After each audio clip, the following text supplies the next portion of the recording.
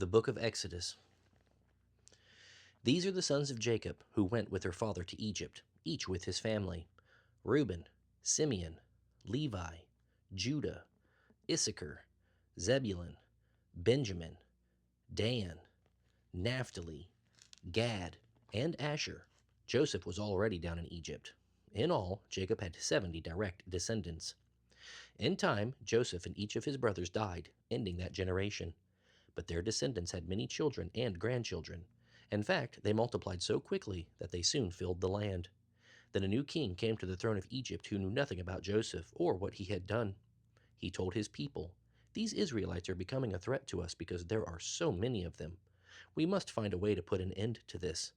If we don't, and if war breaks out, they will join our enemies and fight against us. Then they will escape from the country." So the Egyptians made the Israelites their slaves and put brutal slave drivers over them, hoping to wear them down under heavy burdens. They forced them to build the cities of Pithom and Ramses as supply centers for the king. But the more the Egyptians oppressed them, the more quickly the Israelites multiplied. The Egyptians soon became alarmed and decided to make their slavery more bitter still. They were ruthless with the Israelites, forcing them to make bricks and mortar and to work long hours in the fields. Then Pharaoh, the king of Egypt, gave this order to the Hebrew midwives, Shiphrah and Puah: "When you help the Hebrew women give birth, kill all the boys as soon as they are born. Allow only the baby girls to live." But because the midwives feared God, they refused to obey the king and allow the boys to live too. Then the king called for the midwives. "Why have you done this?" he demanded. "Why have you allowed the boys to live?" "Sir," they told him, "the Hebrew women are very strong. They have their babies so quickly that we cannot get there in time. They are not slow in giving birth like Egyptian women."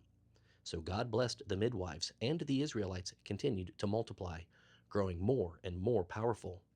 And because the midwives feared God, he gave them families of their own. Then Pharaoh gave this order to all his people: "Throw all the newborn Israelite boys into the Nile River, but you may spare the baby girls." During this time, a man and woman from the tribe of Levi got married. The woman became pregnant and gave birth to a son. She saw what a beautiful baby he was and kept him hidden for 3 months. But when she could no longer hide him, she got a little basket made of papyrus reeds and waterproofed it with tar and pitch. She put the baby in the basket and laid it among the reeds along the edge of the Nile River. The baby's sister then stood at a distance watching to see what would happen to him. Soon after this, one of Pharaoh's daughters came down to bathe in the river, and her servant girls walked along the river bank. When the princess saw the little basket among the reeds, she told one of her servant girls to get it for her. As the princess opened it, she found the baby boy. His helpless cries touched her heart. "He must be one of the Hebrew children," she said. Then the baby's sister approached the princess. "Should I go and find one of the Hebrew women to nurse the baby for you?" she asked. "Yes, do," the princess replied. So the girl rushed home and called the baby's mother. "Take this child home and nurse him for me," the princess told her. "I will pay you for your help." So the baby's mother took her baby home and nursed him. Later, when he was older, the child's mother brought him back to the princess, who adopted him as her son. The princess named him Moses, for she said, "I drew him out of the water." Many years later, when Moses had grown up, he went out to visit his people, the Israelites, and he saw how hard they were forced to work. During his visit, he saw an Egyptian beating one of the Hebrew slaves. After looking around to make sure no one was watching, Moses killed the Egyptian and buried him in the sand. The next day, as Moses was visiting his people again, he saw 2 Hebrew men fighting.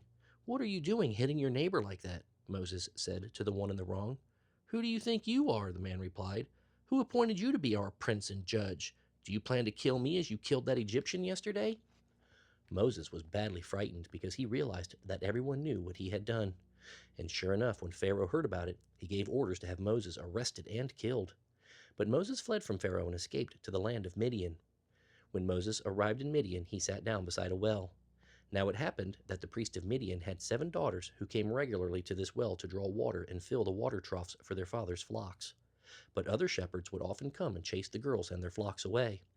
This time, however, Moses came to their aid, rescuing the girls from the shepherds. Then he helped them draw water for their flocks. When the girls returned to Reuel, their father, he asked, "How did you get the flocks watered so quickly today?" "An Egyptian rescued us from the shepherds," they told him, "and then he drew water for us and watered our flocks." "Well, where is he then?" their father asked. "Did you just leave him there?" Go and invite him home for a meal." Moses was happy to accept the invitation, and he settled down to live with them. In time, Reuel gave Moses one of his daughters, Zipporah, to be his wife. Later they had a baby boy, and Moses named him Gershom, for he said, "I have been a stranger in a foreign land." Years passed, and the king of Egypt died, but the Israelites still groaned beneath their burden of slavery. They cried out for help, and their pleas for deliverance rose up to God. God heard their cries and remembered his covenant promise to Abraham, Isaac, and Jacob. He looked down on the Israelites and felt deep concern for their welfare.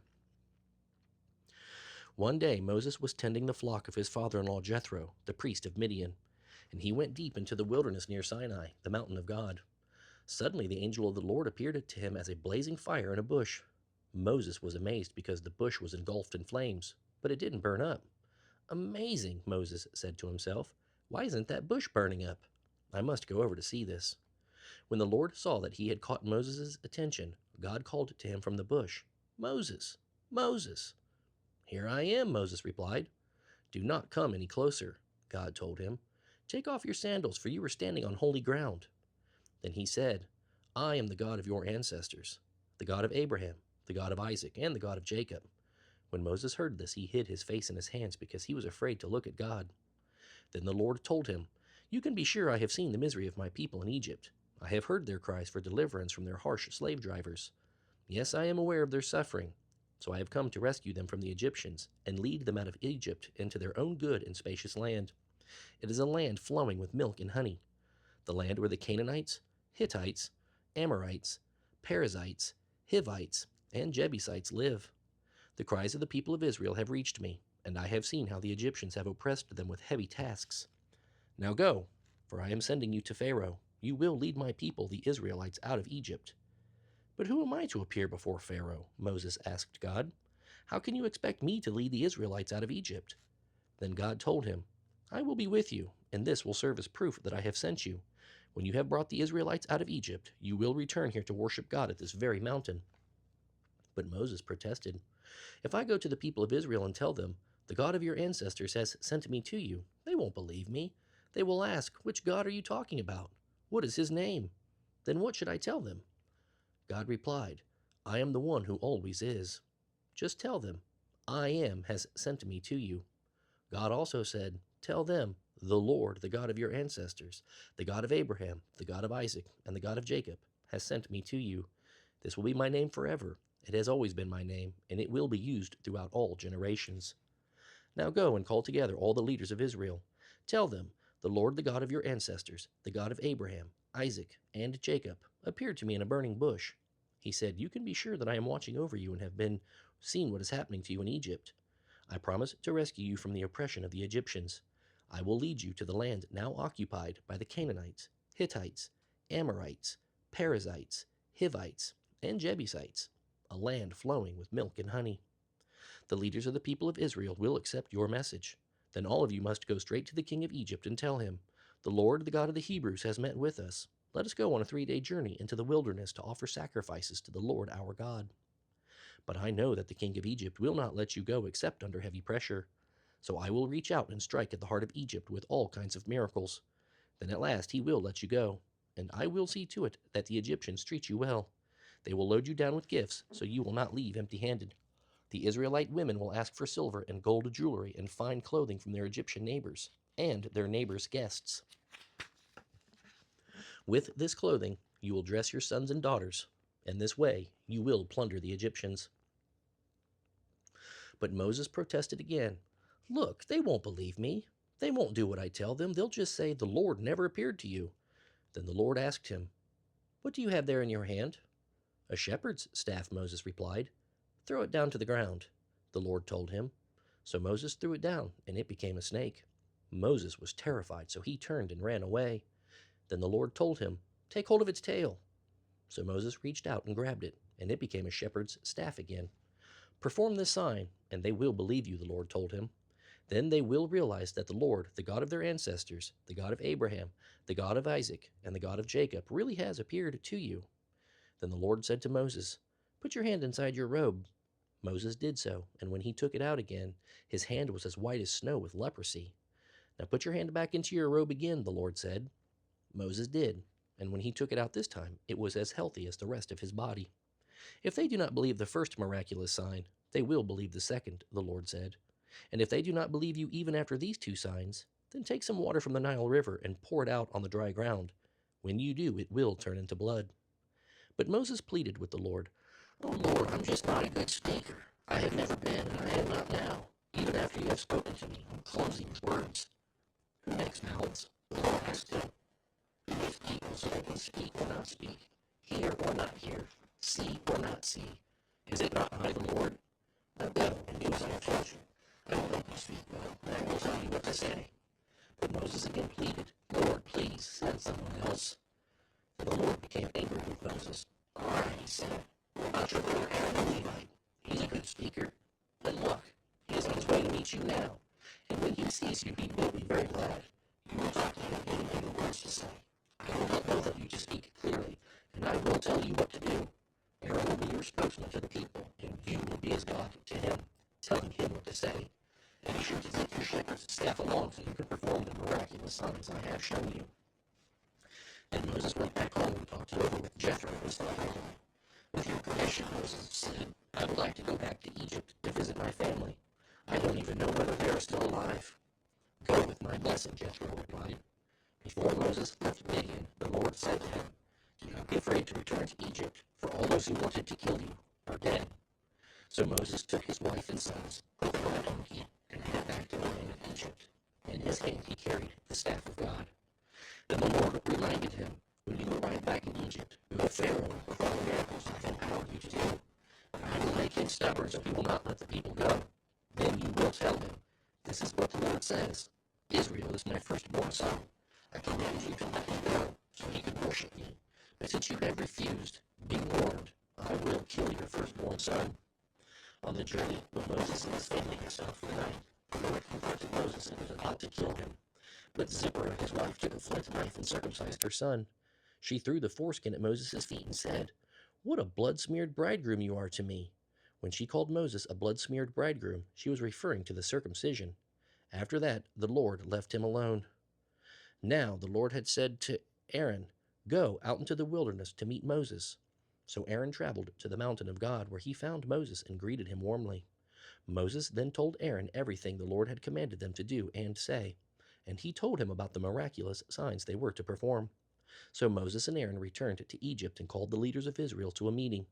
Aaron told them everything the Lord had told Moses, and Moses performed the miraculous signs as they watched. The leaders were soon convinced that the Lord had sent Moses and Aaron, and when they realized that the Lord had seen their misery and was deeply concerned for them, they all bowed their heads and worshipped.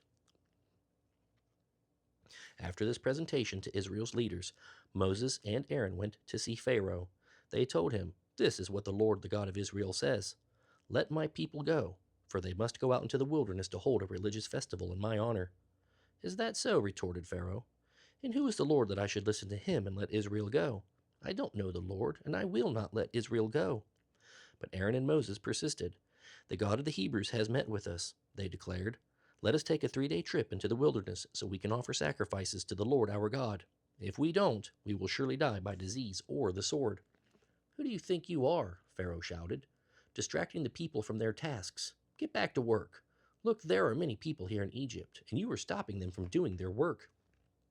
That same day, Pharaoh sent this order to the slave drivers and foremen he had set over the people of Israel: "Do not supply the people with any more straw for making bricks. Let them get it themselves. But don't reduce their production quotas by a single brick. They obviously don't have enough to do. If they did, they wouldn't be talking about going into the wilderness to offer sacrifices to their God. Load them down with more work. Make them sweat. That will teach them to listen to these liars." So the slave drivers and foremen informed the people, "Pharaoh has ordered us not to provide straw for you. Go and get it yourselves. Find it wherever you can. But you must produce just as many bricks as before." So the people scattered throughout the land in search of straw. The slave drivers were brutal. "Meet your daily quota of bricks just as you did before," they demanded. Then they whipped the Israelite foreman in charge of the work crews. "Why haven't you met your quotas either yesterday or today?" they demanded. So the Israelite foreman went to Pharaoh and pleaded with him. "Please don't treat us like this," they begged. "We are given no straw, but we are still told to make as many bricks as before. We are beaten for something that isn't our fault. It is the fault of your slave drivers for making such unreasonable demands." But Pharaoh replied, "You're just lazy. You obviously don't have enough to do. If you did, you wouldn't be saying, 'Let us go so we can offer sacrifices to the Lord.' Now get back to work. No straw will be given to you, but you must still deliver the regular quota of bricks." Since Pharaoh would not let up on his demands, the Israelite foremen could see that they were in serious trouble. As they left Pharaoh's court, they met Moses and Aaron, who were waiting outside for them. The foreman said to them, "May the Lord judge you for getting us into this terrible situation with Pharaoh and his officials. You have given them an excuse to kill us." So Moses went back to the Lord and protested, "Why have you mistreated your own people like this, Lord? Why did you send me? Since I gave Pharaoh your message, he has been even more brutal to your people. You have not even begun to rescue them." "Now you will see what I do to Pharaoh," the Lord told Moses. "When he feels my powerful hand upon him, he will let the people go. In fact, he will be so anxious to get rid of them that he will force them to leave his land." And God continued, "I am the Lord. I appeared to Abraham, to Isaac, and to Jacob as God Almighty, though I did not reveal my name, the Lord, to them. And I entered into a solemn covenant with them. Under its terms, I swore to give them the land of Canaan, where they were living. You can be sure that I have heard the groans of the people of Israel, who are now slaves to the Egyptians. I have remembered my covenant with them. Therefore say to the Israelites, 'I am the Lord, and I will free you from your slavery in Egypt. I will redeem you with mighty power and great acts of judgment. I will make you my own special people, and I will be your God, and you will know that I am the Lord your God who has rescued you from your slavery in Egypt. I will bring you into the land I swore to give to Abraham, Isaac, and Jacob. It will be your very own property. I am the Lord.'" So Moses told the people what the Lord had said, but they wouldn't listen any more. They had become too discouraged by the increasing burden of their slavery. Then the Lord said to Moses, "Go back to Pharaoh and tell him to let the people of Israel leave Egypt." "But Lord," Moses objected, "my own people won't listen to me anymore. How can I expect Pharaoh to listen? I'm no orator." But the Lord ordered Moses and Aaron to return to Pharaoh, king of Egypt, and to demand that he let the people of Israel leave Egypt. These are the ancestors of clans from some of Israel's tribes. The descendants of Reuben, Israel's oldest son, included Hanok, Palu, Hezron, and Carmi. Their descendants became the clans of Reuben. The descendants of Simeon included Jemuel, Jamin, Ohad, Jachin, Zohar, and Shaul, whose mother was a Canaanite. Their descendants became the clans of Simeon. These are the descendants of Levi, listed according to their family groups. In the first generation were Gershon, Kohath, and Merari. Levi, their father, lived to be 137 years old. The descendants of Gershon included Libni and Shimei, each of who is an ancestor of a clan. The descendants of Kohath included Amram, Izhar, Hebron, and Uziel. Kohath lived to be 133 years old. The descendants of Merari included Mali and Mushi. These are the clans of the Levites listed according to their genealogies. Amram married his father's sister Jochebed, and she bore him Aaron and Moses. Amram lived to be 137 years old. The descendants of Izhar included Korah, Nepheg, and Zikri. The descendants of Uziel included Mishael, Elzaphan, and Sithri.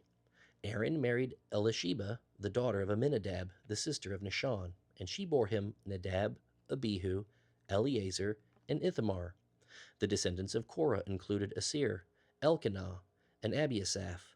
Their descendants became the clans of Korah.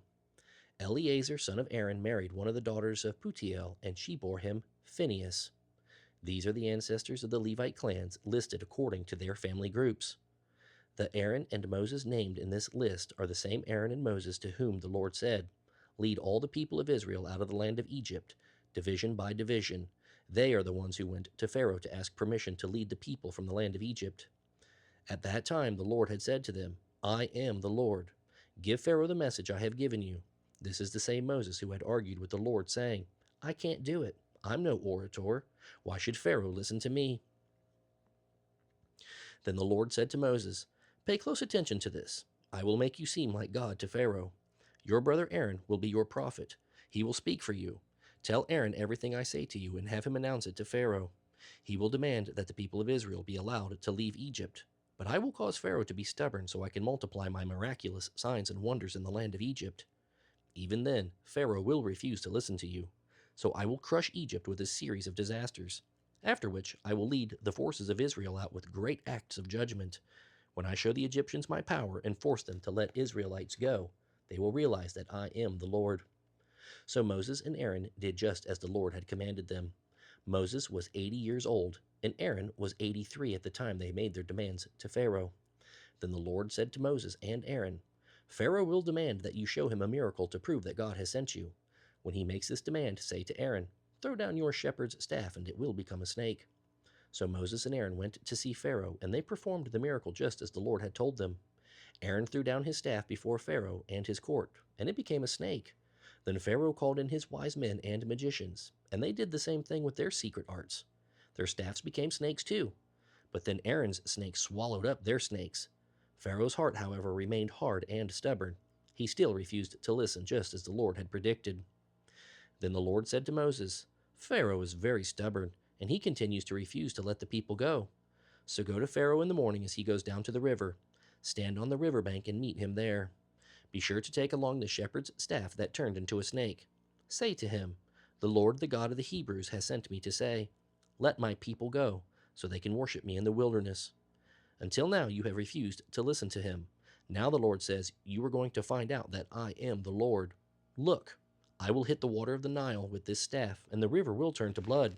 The fish in it will die, and the river will stink. The Egyptians will not be able to drink any water from the Nile." Then the Lord said to Moses, "Tell Aaron to point his staff toward the waters of Egypt. All its rivers, canals, marshes, and reservoirs. Everywhere in Egypt the water will turn into blood, even the water stored in wooden bowls and stone pots in the people's homes." So Moses and Aaron did just as the Lord had commanded them. As Pharaoh and all his officials watched, Aaron raised his staff and hit the water of the Nile. Suddenly the whole river turned to blood. The fish in the river died, and the water became so foul that the Egyptians couldn't drink it. There was blood everywhere throughout the land of Egypt. But again, the magicians of Egypt used their secret arts, and they too turned water into blood. So Pharaoh's heart remained hard and stubborn. He refused to listen to Moses and Aaron, just as the Lord had predicted. Pharaoh returned to his palace and put the whole thing out of his mind. Then the Egyptians dug wells along the river banks to get drinking water, for they couldn't drink from the river. An entire week passed from the time the Lord turned the water of the Nile to blood. Then the Lord said to Moses, "Go to Pharaoh once again and tell him, 'This is what the Lord says. Let my people go so they can worship me.' If you refuse, then listen carefully to this. I will send vast hordes of frogs across your entire land from one border to the other. The Nile River will swarm with them. They will come up out of the river and into your houses, even into your bedrooms and onto your beds. Every home in Egypt will be filled with them. They will fill even your ovens and your kneading bowls. You and your people will be overwhelmed by frogs." Then the Lord said to Moses, "Tell Aaron to point his shepherd's staff toward all the rivers, canals, and marshes of Egypt, so there will be frogs in every corner of the land." Aaron did so, and frogs covered the whole land of Egypt. But the magicians were able to do the same thing with their secret arts. They too caused frogs to come up on the land. Then Pharaoh summoned Moses and Aaron and begged, "Plead with the Lord to take the frogs away from me and my people. I will let the people go so they can offer sacrifices to the Lord." "You set the time," Moses replied. "Tell me when you want me to pray for you, your officials, and your people. I will pray that you and your houses will be rid of the frogs. Then only the frogs in the Nile River will remain alive." "Do it tomorrow," Pharaoh said. "All right," Moses replied. "It will be as you have said. Then you will know that no one is as powerful as the Lord our God. All the frogs will be destroyed except those in the river." So Moses and Aaron left Pharaoh, and Moses pleaded with the Lord about the frogs he had sent. And the Lord did as Moses had promised. The frogs in the houses, the courtyards, and the fields all died. They were piled into great heaps, and a terrible stench filled the land. But when Pharaoh saw that the frogs were gone, he hardened his heart. He refused to listen to Aaron and Moses, just as the Lord had predicted. So the Lord said to Moses, "Tell Aaron to strike the dust with his staff. The dust will turn into swarms of gnats throughout the land of Egypt." So Moses and Aaron did just as the Lord had commanded. Suddenly, gnats infested the entire land, covering the Egyptians and their animals. All the dust in the land of Egypt turned into gnats. Pharaoh's magicians tried to do the same thing with their secret arts, but this time they failed, and the gnats covered all the people and animals. "This is the finger of God," the magicians exclaimed to Pharaoh. But Pharaoh's heart remained hard and stubborn. He wouldn't listen to them, just as the Lord had predicted. Next, the Lord told Moses, "Get up early in the morning and meet Pharaoh as he goes down to the river. Say to him, 'This is what the Lord says: Let my people go so they can worship me. If you refuse, I will send swarms of flies throughout Egypt. Your homes will be filled with them, and the ground will be covered with them. But it will be very difficult in the land of Goshen where the Israelites live. No flies will be found there. Then you will know that I am the Lord, and that I have power even in the heart of your land. I will make a clear distinction between your people and my people. This miraculous sign will happen tomorrow." And the Lord did just as he had said. There were terrible swarms of flies in the Pharaoh's palace and in every home in Egypt. The whole country was thrown into chaos by the flies. Pharaoh hastily called for Moses and Aaron. "All right, go ahead and offer sacrifices to your God," he said, "but do it here in this land. Don't go out into the wilderness." But Moses replied, "That won't do. The Egyptians would detest the sacrifices that we offer to the Lord our God. If we offer them here where they can see us, they will be sure to stone us. We must take a 3-day trip into the wilderness to offer sacrifices to the Lord our God, just as he has commanded us." "All right, go ahead," Pharaoh replied. "I will let you go to offer sacrifices to the Lord your God in the wilderness. But don't go too far away. Now hurry and pray for me." "As soon as I go," Moses said, "I will ask the Lord to cause the swarm of flies to disappear from you and all your people. But I'm warning you, don't change your mind again and refuse to let the people go to sacrifice to the Lord." So Moses left Pharaoh and asked the Lord to remove all the flies. And the Lord did as Moses asked and caused the swarms to disappear. Not a single fly remained in the land. But Pharaoh hardened his heart again and refused to let the people go. "Go back to Pharaoh," the Lord commanded Moses. "Tell him, 'This is what the Lord, the God of Hebrews, says: Let my people go so they can worship me. If you continue to oppress them and refuse to let them go, the Lord will send a deadly plague to destroy your horses, donkeys, camels, cattle, and sheep. But the Lord will again make a distinction between the property of the Israelites and that of the Egyptians. Not a single one of Israel's livestock will die." The Lord announced that he would send the plague the very next day, and he did it, just as he had said. The next morning, all the livestock of the Egyptians began to die, but the Israelites did not lose a single animal from their flocks and herds. Pharaoh sent officials to see whether it was true that none of the Israelites' animals were dead, but even after he found it to be true, his heart remained stubborn. He still refused to let the people go. Then the Lord said to Moses and Aaron, "Take soot from a furnace and have Moses toss it into the sky while Pharaoh watches. It will spread like fine dust over the whole land of Egypt, causing boils to break out on people and animals alike." So they gathered soot from a furnace and went to see Pharaoh. As Pharaoh watched, Moses tossed the soot into the air, and terrible boils broke out on the people and animals throughout Egypt. Even the magicians were unable to stand before Moses, because the boils had broken out on them too. But the Lord made Pharaoh even more stubborn, and he refused to listen, just as the Lord had predicted. Then the Lord said to Moses, "Get up early in the morning, go to Pharaoh and tell him, 'The Lord, the God of Hebrews, says: Let my people go so they can worship me. If you don't, I will send a plague that will really speak to you and your officials and all the Egyptian people. I will prove to you that there is no other God like me in all the earth. I could have killed you all by now. I could have attacked you with a plague that would have wiped you from the face of the earth. But I have let you live for this reason, that you might see my power and that my fame might spread throughout the earth. But you are still lording it over my people, and you refuse to let them go. So tomorrow at this time I will send a hailstorm worse than any in all of Egypt's history. Quick! Order your livestock and servants to come in from the fields. Every person or animal left outside will die beneath the hail." Some of Pharaoh's officials believed what the Lord said. They immediately brought their livestock and servants in from the fields. But those who had no respect for the word of the Lord left them out in the open. Then the Lord said to Moses, "Lift your hand toward the sky and cause the hail to fall throughout Egypt on the people, the animals, and the crops." So Moses lifted his staff toward the sky, and the Lord sent thunder and hail, and lightning struck the earth. The Lord sent a tremendous hailstorm against all the land of Egypt. Never in all the history of Egypt had there been a storm like that, with such severe hail and continuous lightning. It left all of Egypt in ruins. Everything left in the fields was destroyed, people, animals, and crops alike. Even all the trees were destroyed. The only spot in all Egypt without hail that day was the land of Goshen, where the people of Israel lived. Then Pharaoh urgently sent for Moses and Aaron. "I finally admit my fault," he confessed. "The Lord is right, and my people and I are wrong. Please beg the Lord to end this terrifying thunder and hail. I will let you go at once." "All right," Moses replied. As soon as I leave the city, I will lift my hands and pray to the Lord. Then the thunder and hail will stop. This will prove to you that the earth belongs to the Lord. But as for you and your officials, I know that you still do not fear the Lord God as you should. All the flax and barley were destroyed because the barley was ripe and the flax was in bloom.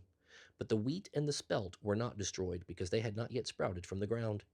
So Moses left Pharaoh and went out of the city. As he lifted his hands to the Lord, all at once the thunder and hail stopped, and the downpour ceased. When Pharaoh saw this, he and his officials sinned yet again by stubbornly refusing to do as they had promised. Pharaoh refused to let the people leave, just as the Lord had predicted. Then the Lord said to Moses, "Return to Pharaoh, and again make your demands. I have made him and his officials stubborn so I can continue to display my power by performing miraculous signs among them. You will be able to tell wonderful stories to your children and grandchildren about the marvelous things I am doing among the Egyptians to prove that I am the Lord." So Moses and Aaron went to Pharaoh and said, "This is what the Lord, the God of the Hebrews, says. How long will you refuse to submit to me? Let my people go so they can worship me. If you refuse, watch out, for tomorrow I will cover the whole country with locusts. There will be so many that you won't be able to see the ground. They will devour everything that escaped the hailstorm, including all your trees in the fields. They will overrun your palaces and the homes of your officials and all the houses of Egypt. Never in the history of Egypt has there been a plague like this one." And with that, Moses turned and walked out. The court officials now came to Pharaoh and appealed to him. "How long will you let these disasters go on? Please, let the Israelites go to serve the Lord their God. Don't you realize that Egypt lies in ruins?" So Moses and Aaron were brought back to Pharaoh. "All right, go and serve the Lord your God," he said. "But tell me, just whom do you want to take along?" "Young and old, all of us will go," Moses replied. "We will take our sons and daughters, and our flocks and herds. We must all join together in a festival to the Lord." Pharaoh retorted, "The Lord will certainly need to be with you if you try to take your little ones along. I can see through your wicked intentions. Never. Only the men may go and serve the Lord, for that is what you requested." And Pharaoh threw them out of the palace. Then the Lord said to Moses, "Raise your hand over the land of Egypt to bring on the locusts. Let them cover the land and eat all the crops still left after the hailstorm." So Moses raised his staff, and the Lord caused an east wind to blow all that day and throughout the night. When morning arrived, the east wind had brought the locusts, and the locusts swarmed over all the land of Egypt from border to border. It was the worst locust plague in Egyptian history, and there was never again been one like it. For the locusts covered the surface of the whole country, making the ground look black. They ate all the plants and all the fruit on the trees that had survived the hailstorm. Not one green thing remained, neither tree nor plant throughout the land of Egypt. Pharaoh quickly sent for Moses and Aaron. "I confess my sin against the Lord your God and against you," he said to them. "Forgive my sin only this once, and plead with the Lord your God to take away this terrible plague." So Moses left Pharaoh and pleaded with the Lord. The Lord responded by sending a strong west wind that blew the locusts out into the Red Sea. Not a single locust remained in all the land of Egypt. But the Lord made Pharaoh stubborn once again, and he did not let the people go. Then the Lord said to Moses, "Lift your hand toward heaven, and a deep and terrifying darkness will descend on the land of Egypt." So Moses lifted his hands toward heaven, and there was a deep darkness over the entire land for 3 days. During all that time the people scarcely moved, for they could not see. But there was light as usual where the people of Israel lived. Then Pharaoh called for Moses. "Go and worship the Lord," he said, "but let your flocks and herds stay here. You can even take your children with you." "No," Moses said. "We must take our flocks and herds for sacrifices and burnt offerings to the Lord our God. All our property must go with us. Not a hoof can be left behind. We will have to choose our sacrifices for the Lord our God from among these animals, and we won't know which sacrifices he will require until we get there." So the Lord hardened Pharaoh's heart once more, and he would not let them go. "Get out of here," Pharaoh shouted at Moses. "Don't ever let me see you again. The day you do, you will die." "Very well," Moses replied. "I will never see you again." Then the Lord said to Moses, "I will send just one more disaster on Pharaoh and the land of Egypt. After that, Pharaoh will let you go. In fact, he will be so anxious to get rid of you that he will practically force you to leave the country. Tell all the Israelite men and women to ask their Egyptian neighbors for articles of silver and gold." Now the Lord had caused the Egyptians to look favorably on the people of Israel, and Moses was considered a very great man in the land of Egypt. He was respected by Pharaoh's officials and the Egyptian people alike. So Moses announced to Pharaoh, "This is what the Lord says. About midnight I will pass through Egypt. All the firstborn sons will die in every family in Egypt, from the oldest son of Pharaoh who sits on the throne to the oldest son of his lowliest slave. Even the firstborn of the animals will die. Then a loud wail will be heard throughout the land of Egypt. There has never been such wailing before, and there never will be again. But among the Israelites it will be so peaceful that not even a dog will bark. Then you will know that the Lord makes a distinction between the Egyptians and the Israelites.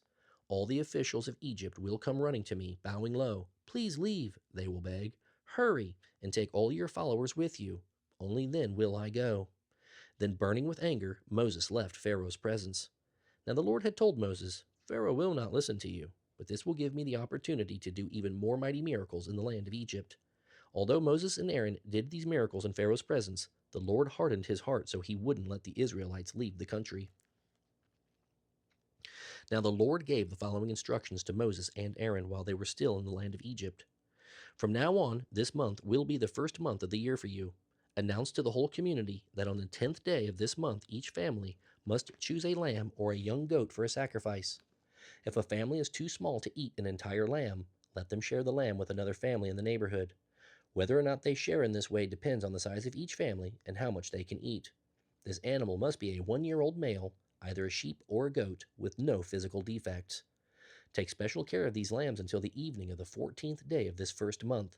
Then each family in the community must slaughter its lamb. They are to take some of the lamb's blood and smear it on the top and sides of the door frame of the house where the lamb will be eaten.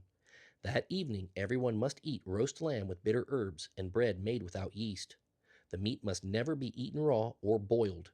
Roast it all, including the head, legs, and internal organs. Do not leave any of it until the next day. Whatever is not eaten that night must be burned before morning. Wear your traveling clothes as you eat this meal, as though prepared for a long journey. Wear your sandals and carry your walking sticks in your hands. Eat the food quickly, for this is the Lord's Passover. On that night I will pass through the land of Egypt and kill all the firstborn sons and firstborn male animals in the land of Egypt. I will execute judgment against all the gods of Egypt, for I am the Lord. The blood you have smeared on your doorposts will serve as a sign. When I see the blood, I will pass over you. This plague of death will not touch you when I strike the land of Egypt. You must remember this day forever. Each year you will celebrate it as a special festival to the Lord. For 7 days you may eat only bread made without yeast. On the very first day you must remove every trace of yeast from your homes. Anyone who eats bread made with yeast at any time during the 7 days of the festival will be cut off from the community of Israel. On the first day of the festival, and again on the 7th day, all the people must gather for a time of special worship. No work of any kind may be done on these days except in the preparation of food. Celebrate this festival of unleavened bread, for it will remind you that I brought your forces out of the land of Egypt on this very day. This festival will be a permanent regulation for you to be kept from generation to generation. Only bread without yeast may be eaten from the evening of the 14th day of the month until the evening of the 21st day of the month. During those 7 days there must be no trace of yeast in your homes. Anyone who eats anything made with yeast during this week will be cut off from the community of Israel. These same regulations apply to the foreigners living with you, as if they had been born among you. I repeat, during those days you must not eat anything made with yeast. Wherever you live, eat only bread that has no yeast in it. Then Moses called for the leaders of Israel and said, Tell each of your families to slaughter the lamb they have set apart for the Passover. Drain each lamb's blood into a basin. Then take a cluster of hyssop branches and dip it into the lamb's blood. Strike the hyssop against the top and sides of the doorframe, staining it with the blood. And remember, no one is allowed to leave the house until morning, for the Lord will pass through the land and strike down the Egyptians. But when he sees the blood on the top and the sides of the doorframe, the Lord will pass over your home. He will not permit the destroyer to enter and strike down your firstborn. Remember, these instructions are permanent and must be observed by you and your descendants forever.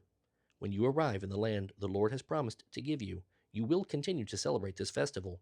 Then your children will ask, What does all of this mean? What is this ceremony about? And you will reply, It is the celebration of the Lord's Passover, for he passed over the homes of Israelites in Egypt. And though he killed the Egyptians, he spared our families and did not destroy us. Then all the people bowed their heads and worshipped. So the people of Israel did just as the Lord had commanded through Moses and Aaron. And at midnight the Lord killed all the firstborn sons in the land of Egypt, from the firstborn son of Pharaoh who sat on the throne, to the firstborn son of the captive in the dungeon. Even the firstborn of their livestock were killed. Pharaoh and his officials and all the people of Egypt woke up during the night, and loud wailing was heard throughout the land of Egypt. There was not a single house where someone had not died. Pharaoh sent for Moses and Aaron during the night. "Leave us," he cried. "Go away, all of you. Go and serve the Lord as you have requested. Take your flocks and herds and be gone. Go, but give me a blessing as you leave."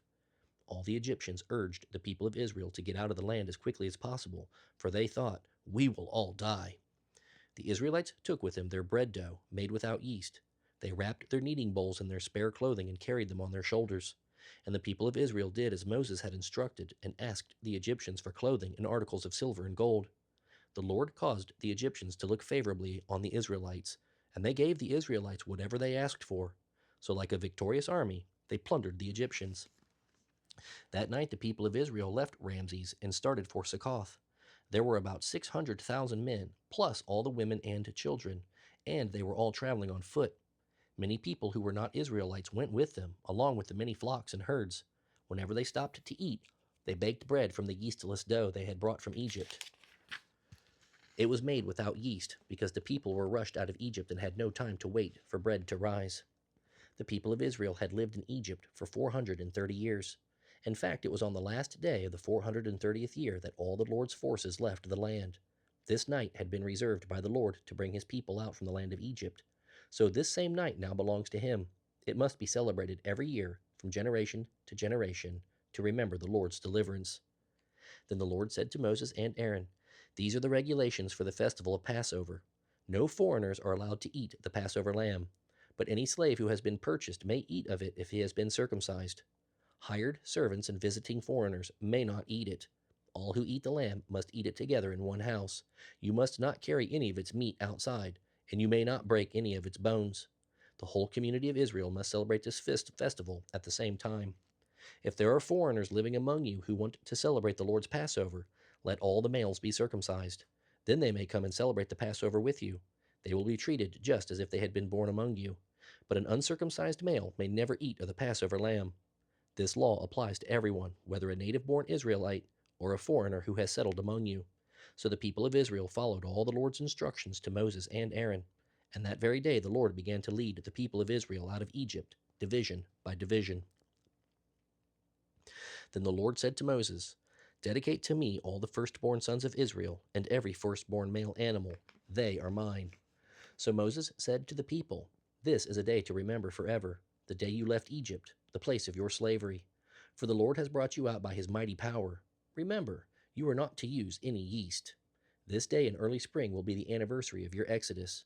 You must celebrate this day when the Lord brings you into the land of the Canaanites, Hittites, Amorites, Hivites, and Jebusites. This is the land he swore to give your ancestors, a land flowing with milk and honey. For 7 days you will eat only bread without yeast. Then on the seventh day you will celebrate a great feast to the Lord. Eat only bread without yeast during those 7 days. In fact, there must be no yeast in your homes or anywhere within the borders of your land during this time.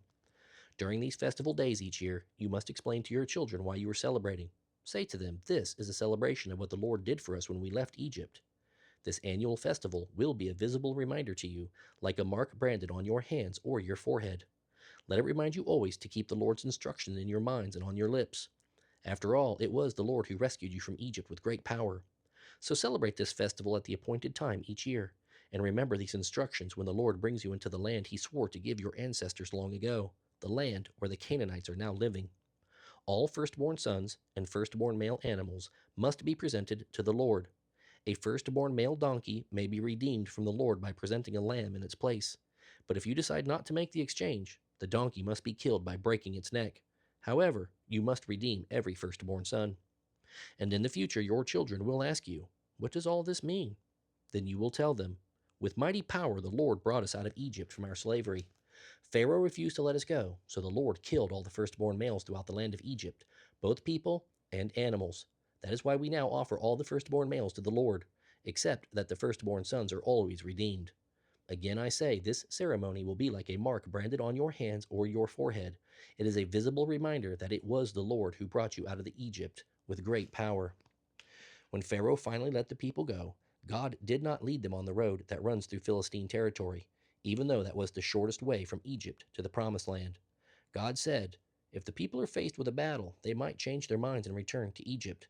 So God led them along a route through the wilderness toward the Red Sea, and the Israelites left Egypt like a marching army. Moses took the bones of Joseph with him, for Joseph had made the sons of Israel swear that they would take his bones with them when God led them out of Egypt, as he was sure God would. Leaving Succoth, they camped at Etham on the edge of the wilderness. The Lord guided them by a pillar of cloud during the day and a pillar of fire at night. That way they could travel whether it was day or night. And the Lord did not remove the pillar of cloud or pillar of fire from their sight. Then the Lord gave these instructions to Moses. Tell the people to march toward Pi Hahiroth, between Migdol and the sea. Camp there along the shore opposite Baal Zephon. Then Pharaoh will think, those Israelites are confused. They are trapped between the wilderness and the sea. And once again I will harden Pharaoh's heart, and he will chase after you. I have planned this, so I will receive great glory at the expense of Pharaoh and his armies.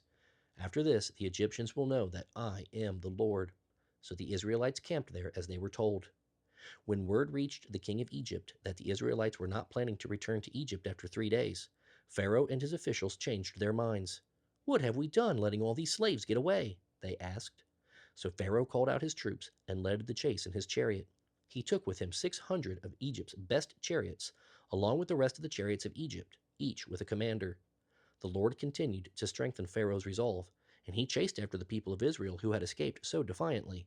All the forces in Pharaoh's army, all his horses, chariots, and charioteers were used in the chase. The Egyptians caught up with the people of Israel as they were camped beside the shore near Pi Hahiroth, across from Baal Zephon. As Pharaoh and his army approached, the people of Israel could see them in the distance, marching toward them. The people began to panic and they cried out to the Lord for help. Then they turned against Moses and complained, Why did you bring us out here to die in the wilderness? Weren't there enough graves for us in Egypt? Why did you make us leave? Didn't we tell you to leave us alone while we were still in Egypt? Our Egyptian slavery was far better than dying out here in the wilderness. But Moses told the people, Don't be afraid. Just stand where you are and watch the Lord rescue you. The Egyptians that you see today will never be seen again. The Lord himself will fight for you. You won't have to lift a finger in your defense. Then the Lord said to Moses, Why are you crying out to me? Tell the people to get moving. Use your shepherd's staff. Hold it out over the water, and a path will open up before you through the sea. Then all the people of Israel will walk through on dry ground. Yet I will harden the heart of the Egyptians, and they will follow the Israelites into the sea. Then I will receive great glory at the expense of Pharaoh and his armies, chariots, and charioteers. When I am finished with Pharaoh and his army, all Egypt will know that I am the Lord. Then the angel of God who had been leading the people of Israel moved to a position behind them, and the pillar of cloud also moved around behind them. The cloud settled between the Israelite and Egyptian camps. As night came, the pillar of cloud turned into a pillar of fire, lighting the Israelite camp. But the cloud became darkness to the Egyptians, and they couldn't find the Israelites. Then Moses raised his hand over the sea, and the Lord opened up a path through the water with a strong east wind. The wind blew all that night, turning the seabed into dry land. So the people of Israel walked through the sea on dry ground, with walls of water on each side. Then the Egyptians, all of Pharaoh's horses, chariots, and charioteers, followed them across the bottom of the sea. But early in the morning the Lord looked down on the Egyptian army from the pillar of fire and cloud, and he threw them into confusion. Their chariot wheels began to come off, making their chariots impossible to drive. Let's get out of here, the Egyptians shouted. The Lord is fighting for Israel against us. When all the Israelites were on the other side, the Lord said to Moses, Raise your hand over the sea again. Then the waters will rush back over the Egyptian chariots and charioteers. So as the sun began to rise, Moses raised his hand over the sea. The water roared back into its usual place, and the Lord swept the terrified Egyptians into the surging currents. The waters covered all the chariots and charioteers, the entire army of Pharaoh. Of all the Egyptians who had chased the Israelites into the sea, not a single one survived. The people of Israel had walked through the middle of the sea on dry land, as the water stood up like a wall on both sides. This was how the Lord rescued Israel from the Egyptians that day, and the Israelites could see the bodies of the Egyptians washed up on the shore. When the people of Israel saw the mighty power that the Lord had displayed against the Egyptians, they feared the Lord and put their faith in him and in his servant Moses. Then Moses and the people of Israel sang this song to the Lord. I will sing to the Lord, for he has triumphed gloriously. He has thrown both horse and rider into the sea. The Lord is my strength and my song. He has become my victory. He is my God, and I will praise him. He is my father's God, and I will exalt him. The Lord is a warrior. Yes, the Lord is his name. Pharaoh's chariots and armies he has thrown into the sea.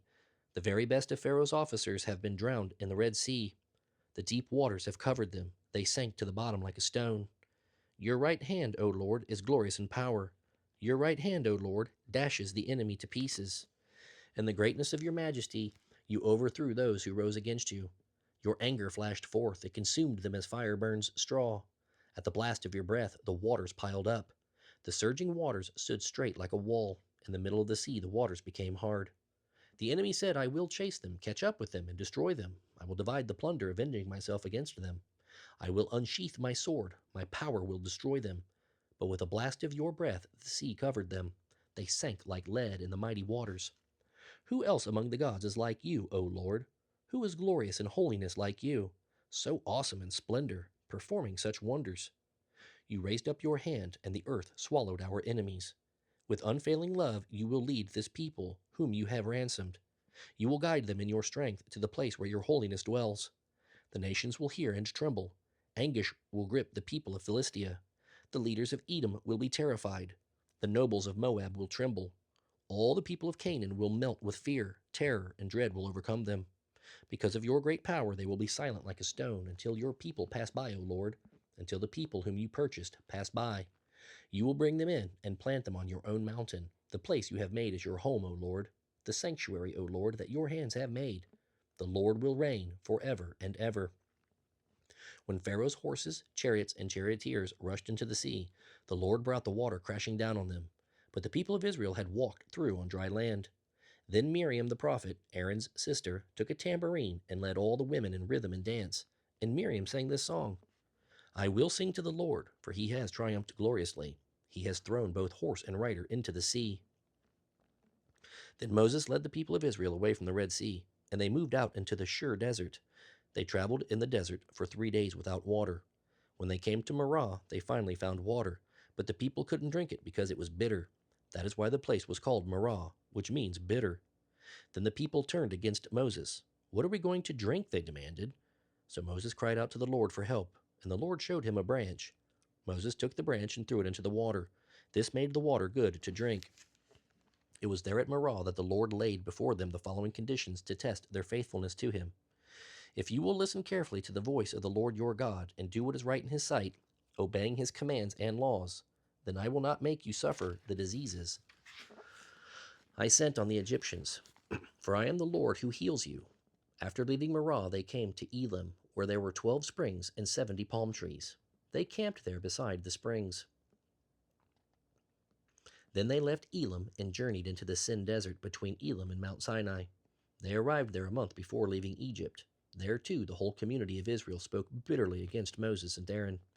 Oh, that we were back in Egypt, they moaned. It would have been better if the Lord had killed us there. At least there we had plenty to eat. But now you have brought us into this desert to starve us to death. Then the Lord said to Moses, Look, I'm going to rain down food from heaven for you. The people can go out each day and pick up as much food as they need for that day. I will test them in this to see whether they will follow my instructions. Tell them to pick up twice as much as usual on the 6th day of each week.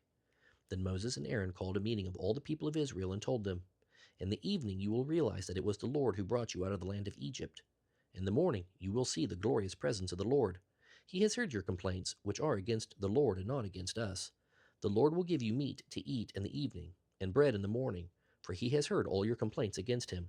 Yes, your complaints are against the Lord, not against us.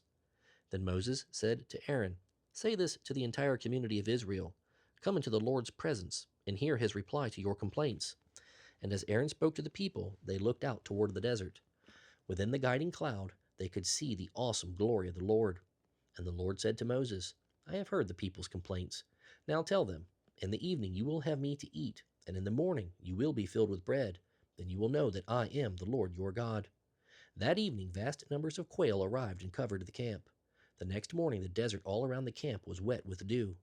When the dew disappeared later in the morning, thin flakes, white like frost, covered the ground. The Israelites were puzzled when they saw it. What is it? They asked. And Moses told them, It is the food the Lord has given you. The Lord says that each household should gather as much as it needs. Pick up 2 quarts for each person. So the people of Israel went out and gathered this food, some getting more and some getting less. By gathering 2 quarts for each person, everyone had just enough. Those who gathered a lot had nothing left over, and those who gathered only a little had enough. Each family had just what it needed. Then Moses told them, "Do not keep any of it overnight." But of course, some of them didn't listen and kept some of it until morning. By then it was full of maggots and had a terrible smell, and Moses was very angry with them. The people gathered the food morning by morning, each family according to its need. And as the sun became hot, the food they had not picked up melted and disappeared. On the 6th day there was twice as much as usual on the ground, 4 quarts for each person instead of the 2. The leaders of the people came and asked Moses why this had happened. He replied, "The Lord has appointed tomorrow as a day of rest, a holy Sabbath to the Lord. On this day we will rest from our normal daily tasks. So bake or boil as much as you want today and set aside what is left for tomorrow." The next morning the leftover food was wholesome and good, without maggots or odor. Moses said, "This is your food for today. For today is a Sabbath to the Lord. There will be no food on the ground today. Gather the food for 6 days, but the 7th day is a Sabbath. There will be no food on the ground for you on that day." Some of the people went out anyway to gather food, even though it was the Sabbath day, but there was none to be found. "How long will these people refuse to obey my commands and instructions?" the Lord asked Moses. "Do they not realize that I have given them the 7th day, the Sabbath, as a day of rest? That is why I give you twice as much food on the 6th day, so there will be enough for 2 days. On the Sabbath day you must stay in your places. Do not pick up food from the ground on that day." So the people rested on the 7th day. In time the food became known as manna. It was white like coriander seed, and it tasted like honey cakes. Then Moses gave them this command from the Lord: "Take 2 quarts of manna and keep it forever as a treasured memorial of the Lord's provision. By doing this, later generations will be able to see the bread that the Lord provided in the wilderness when he brought you out of Egypt." Moses said to Aaron, "Get a container and put 2 quarts of manna into it. Then store it in its sacred place as a reminder for all future generations." Aaron did this just as the Lord had commanded Moses. He eventually placed it for safekeeping in the Ark of the Covenant, so the people of Israel ate manna for 40 years until they arrived in the land of Canaan, where there were crops to eat. The container used to measure the manna was an omer, which held about 2 quarts. At the Lord's command, the people of Israel left the Sin desert and moved from place to place. Eventually they came to Rephidim, but there was no water to be found there. So once more the people grumbled and complained to Moses. "Give us water to drink," they demanded. "Quiet," Moses replied. "Why are you arguing with me, and why are you testing the Lord?" But tormented by thirst, they continued to complain. "Why did you ever take us out of Egypt? Why did you bring us here? We, our children, and our livestock will all die." Then Moses pleaded with the Lord. "What should I do with these people? They are about to stone me." The Lord said to Moses, "Take your shepherd's staff, the one you used when you struck the water of the Nile. Then call some of the leaders of Israel and walk on ahead of the people. I will meet you by the rock at Mount Sinai. Strike the rock, and water will come pouring out. Then the people will be able to drink." Moses did just as he was told, and as the leaders looked on, water gushed out.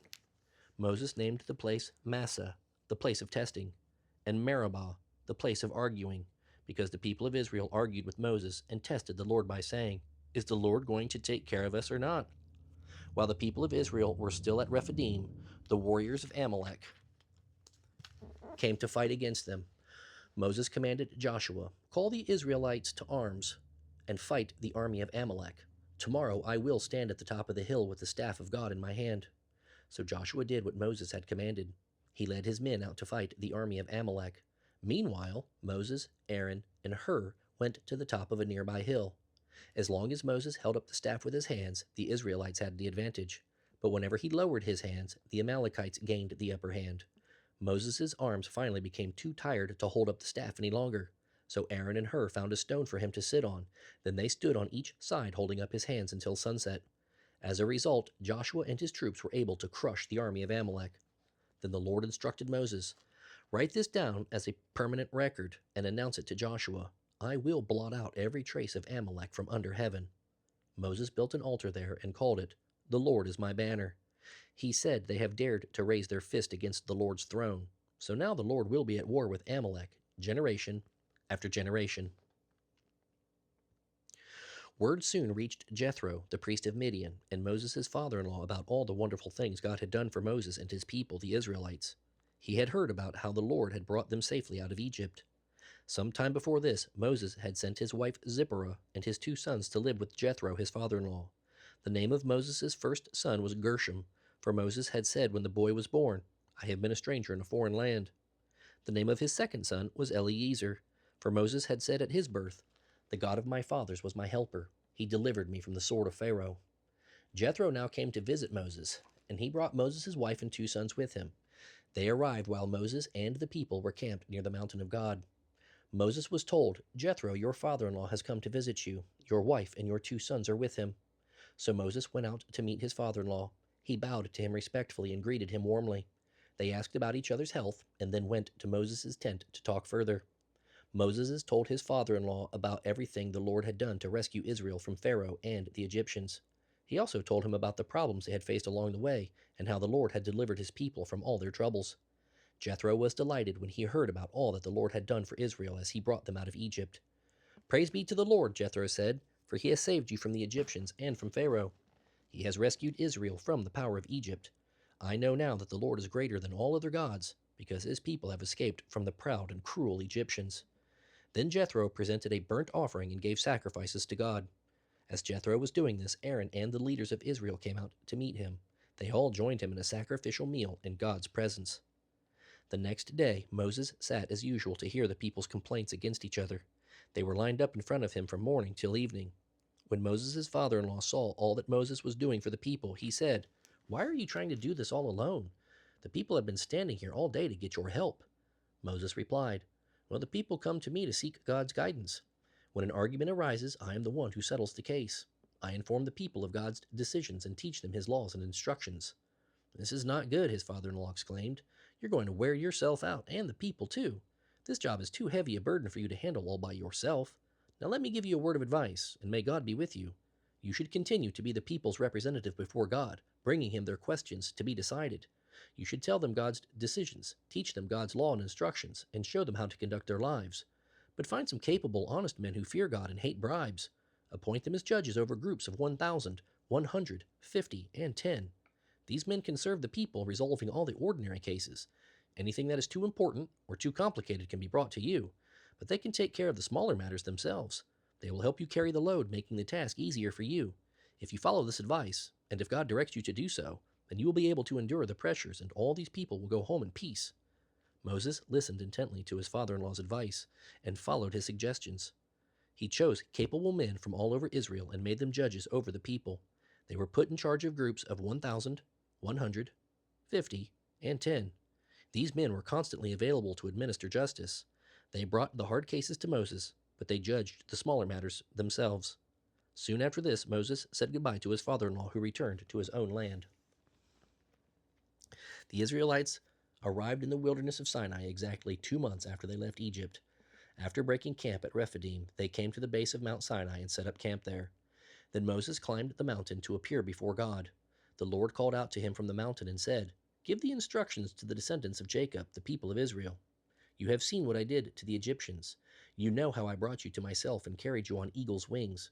Now if you will obey me and keep my covenant, you will be my own special treasure from among all the nations of the earth.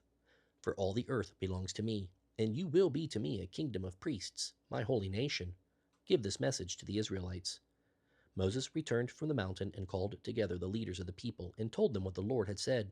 They all responded together, We will certainly do everything the Lord asks of us.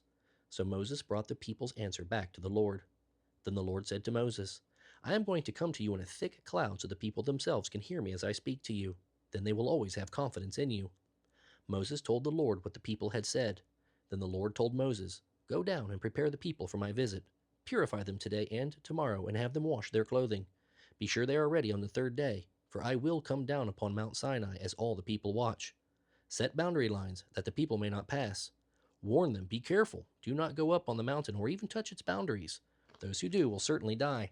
Any people or animals that cross that boundary must be stoned to death or shot with arrows. They must not be touched by human hands. The people must stay away from the mountain until they hear one long blast from the ram's horn. Then they must gather at the foot of the mountain. So Moses went down to the people. He purified them for worship and had them wash their clothing. He told them, Get ready for an important event 2 days from now, and until then, abstain from having sexual intercourse. On the morning of the third day, there was a powerful thunder and lightning storm, and a dense cloud came down upon the mountain. There was a long, loud blast from a ram's horn, and all the people trembled. Moses led them out from the camp to meet with God, and they stood at the foot of the mountain. All Mount Sinai was covered with smoke because the Lord had descended on it in the form of a fire. The smoke billowed into the sky like smoke from a furnace, and the whole mountain shook with a violent earthquake. As the horn blast grew louder and louder, Moses spoke, and God thundered his reply for all to hear. The Lord came down on the top of Mount Sinai and called Moses to the top of the mountain. So Moses climbed the mountain. Then the Lord told Moses, "Go back down and warn the people not to cross the boundaries. They must not come up here to see the Lord, for those who do will die. Even the priests who regularly come near to the Lord must purify themselves, or I will destroy them." "But Lord, the people cannot come up on the mountain," Moses protested. "You already told them not to. You told me to set boundaries around the mountain and declare it off limits." But the Lord said, "Go down anyway and bring Aaron back with you. In the meantime, do not let the priests or people cross the boundaries to come up here. If they do, I will punish them." So Moses went down to the people and told them what the Lord had said. Then God instructed the people as follows: "I am the Lord your God who rescued you from slavery in Egypt. Do not worship any other gods besides me. Do not make idols of any kind, whether in the shape of birds or animals or fish. You must never worship or bow down to them, for I, the Lord your God, am a jealous God, who will not share your affection with any other God. I do not leave unpunished the sins of those who hate me, but I punish the children for the sins of their parents to the third and fourth generations.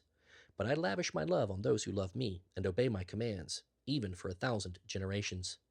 Do not misuse the name of the Lord your God. The Lord will not let you go unpunished if you misuse his name. Remember to observe the Sabbath day by keeping it holy. 6 days a week are set apart for your daily duties and regular work, but the seventh day is a day of rest dedicated to the Lord your God. On that day, no one in your household may do any kind of work. This includes you, your sons and daughters, your male and female servants, your livestock, and any foreigners living among you. For in 6 days the Lord made the heavens, the earth, the sea, and everything in them. Then he rested on the seventh day. That is why the Lord blessed the Sabbath day and set it apart as holy. Honor your father and mother. Then you will live a long, full life in the land the Lord your God will give you. Do not murder. Do not commit adultery. Do not steal. Do not testify falsely against your neighbor. Do not covet your neighbor's house. Do not covet your neighbor's wife, male or female servant, ox or donkey, or anything else your neighbor owns. When the people heard the thunder and loud blast of the horn, and when they saw the lightning and smoke billowing from the mountain, they stood at a distance trembling with fear. And they said to Moses, "You tell us what God says, and we will listen. But don't let God speak directly to us. If he does, we will die." "Don't be afraid," Moses said, "for God has come in this way to show you his awesome power. From now on, let your fear of him keep you from sinning." As the people stood in the distance, Moses entered into the deep darkness where God was. And the Lord said to Moses, "Say this to the people of Israel: You are witnesses that I have spoken to you from heaven. Remember, you must not make or worship idols of silver or gold. The altars you make for me must be simple altars of earth. Offer on such altars your sacrifices to me, your burnt offerings and peace offerings, your sheep and goats and cattle. Build altars in the places where I remind you who I am, and I will come and bless you there. If you build altars from stone, use only uncut stones. Do not chip or shape the stones with a tool, for that would make them unfit for holy use. And you may not approach my altar by steps. If you do, someone might look up under the skirts of your clothing and see your nakedness.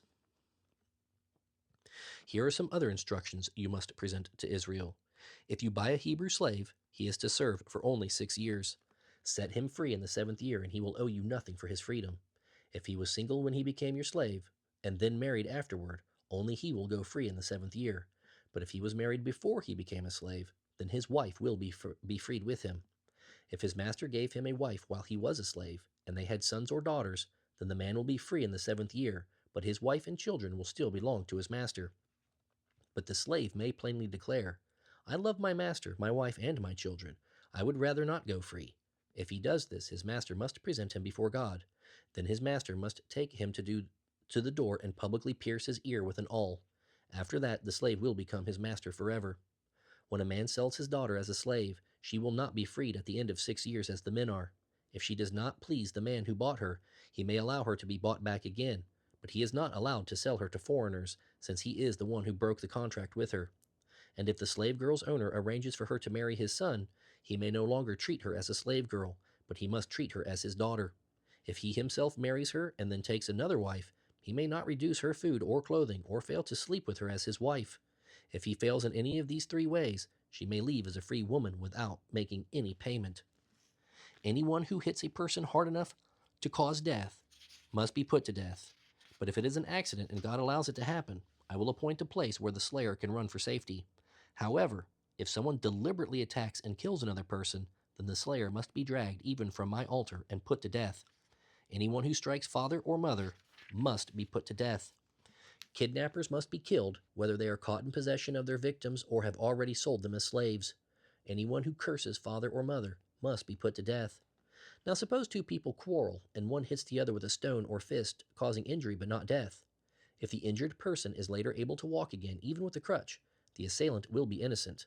Nonetheless, the assailant must pay for time lost because of the injury and must pay for the medical expenses. If a male or female slave is beaten and dies, the owner must be punished. If the slave recovers after a couple days, however, then the owner should not be punished, since the slave is the owner's property. Now suppose two people are fighting, and in the process they hurt a pregnant woman so her child is born prematurely. If no further harm results, then the person responsible must pay damages in the amount that the woman's husband demands and the judges approve. But if any harm results, then the offender must be punished according to the injury. If the result is death, the offender must be executed. If an eye is injured, injure the eye of the person who did it. If a tooth gets knocked out, knock out the tooth of the person who did it. Similarly, the payment must be hand for hand, foot for foot, burn for burn, wound for wound, bruise for bruise. If an owner hits a male or female slave in the eye and the eye is blinded, then the slave may go free because of the eye.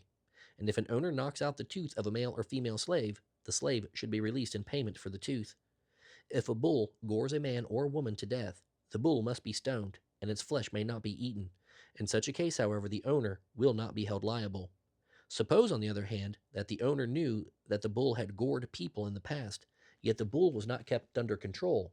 If this is true, and if the bull kills someone, it must be stoned, and the owner must also be killed. However, the dead person's relatives may accept payment from the owner of the bull to compensate for the loss of life. The owner will have to pay whatever is demanded. The same principle applies if the bull gores a boy or girl. But if the bull gores a slave, either male or female, the slave's owner is to be given 30 silver coins in payment, and the bull must be stoned. Suppose someone digs or uncovers a well and fails to cover it, and then an ox or a donkey falls into it. The owner of the well must pay in full for the dead animal, but then gets to keep it. If someone's bulls injure a neighbor's bull and the injured bull dies, then the two owners must sell the live bull and divide the money between them. Each will also own half of the dead bull. But if the bull was known from the past experience to gore, yet its owner failed to keep it under control, the money will not be divided. The owner of the living bull must pay in full for the dead bull, but then gets to keep it. A fine must be paid by anyone who steals an ox or sheep and then kills or sells it. For oxen, the fine is 5 oxen for each one stolen. For sheep, the fine is 4 sheep for each one stolen. If a thief is caught in the act of breaking into a house and is killed in the process, the person who killed the thief is not guilty. But if it happens in daylight, the one who killed the thief is guilty of murder. A thief who is caught must pay in full for everything that was stolen. If payment is not made, the thief must be sold as a slave to pay the debt. If someone steals an ox or a donkey or a sheep and it is recovered alive, then the thief must pay double the value. If an animal is grazing in a field or a vineyard and the owner lets it stray into someone else's field to graze, then the animal's owner must pay damages in the form of high-quality grain or grapes. If a fire gets out of control and goes into another person's field, destroying the sheaves or the standing grain, then the one who started the fire must pay for the lost crops.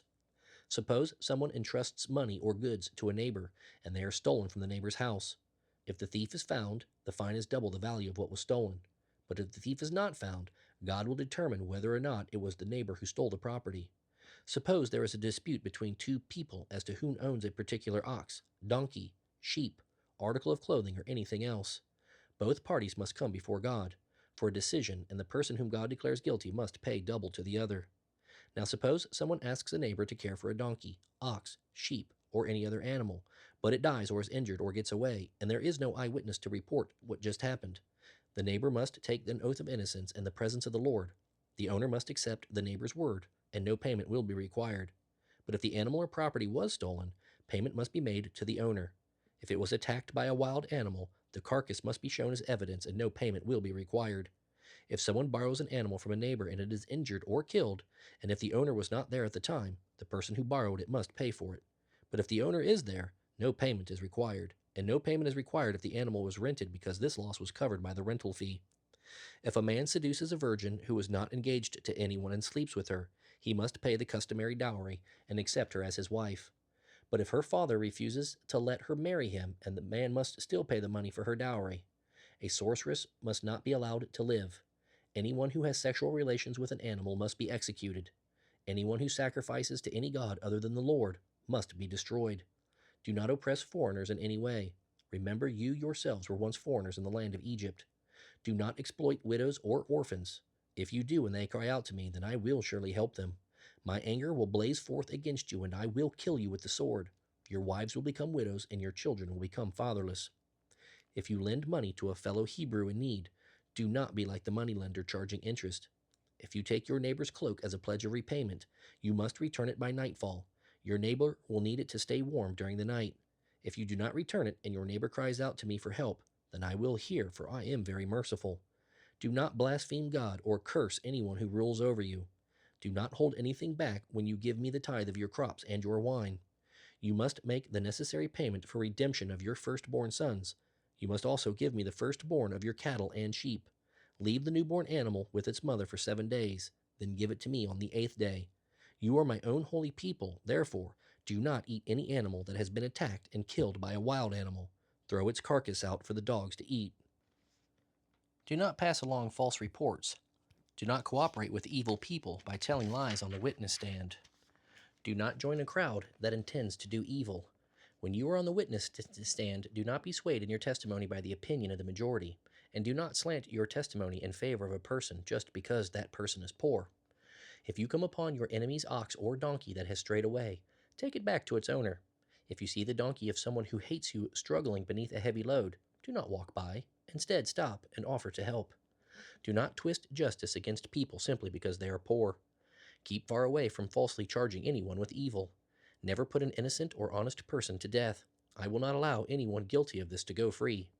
Take no bribes, for a bribe makes you ignore something that you clearly see. A bribe always hurts the cause of the person who is in the right. Do not oppress the foreigners living among you. You know what it is like to be a foreigner. Remember your own experience in the land of Egypt. Plant and harvest your crops for 6 years, but let the land rest and lie fallow during the 7th year. Then let the poor among you harvest any volunteer crop that may come up. Leave the rest for the animals to eat. The same applies to your vineyards and olive groves. Work for 6 days and rest on the 7th. This will give your ox and your donkey a chance to rest. It will also allow the people of your household, including your slaves and visitors, to be refreshed.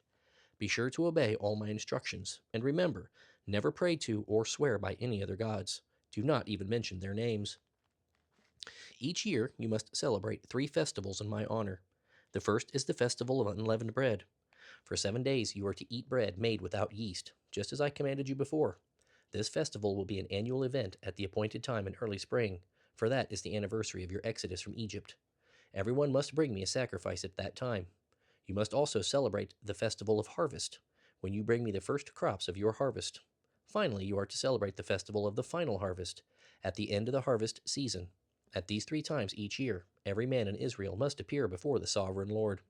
Sacrificial blood must never be offered together with bread that has yeast in it, and no sacrificial fat may be left unoffered until the next morning.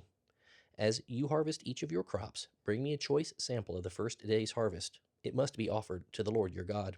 You must not cook a young goat in its mother's milk. See, I am sending my angel before you to lead you safely to the land I have prepared for you. Pay attention to him and obey all of his instructions. Do not rebel against him, for he will not forgive your sins. He is my representative. He bears my name. But if you are careful to obey him, following all my instructions, then I will be an enemy to your enemies, and I will oppose those who oppose you. For my angel will go before you and bring you into the land of the Amorites, Hittites, Perizzites, Canaanites, Hivites, and Jebusites, so you may live there, and I will destroy them. Do not worship the gods of these other nations or serve them in any way, and never follow their evil example. Instead, you must utterly conquer them and break down their shameful idols. You must serve only the Lord your God. If you do, I will bless you with food and water, and I will keep you healthy.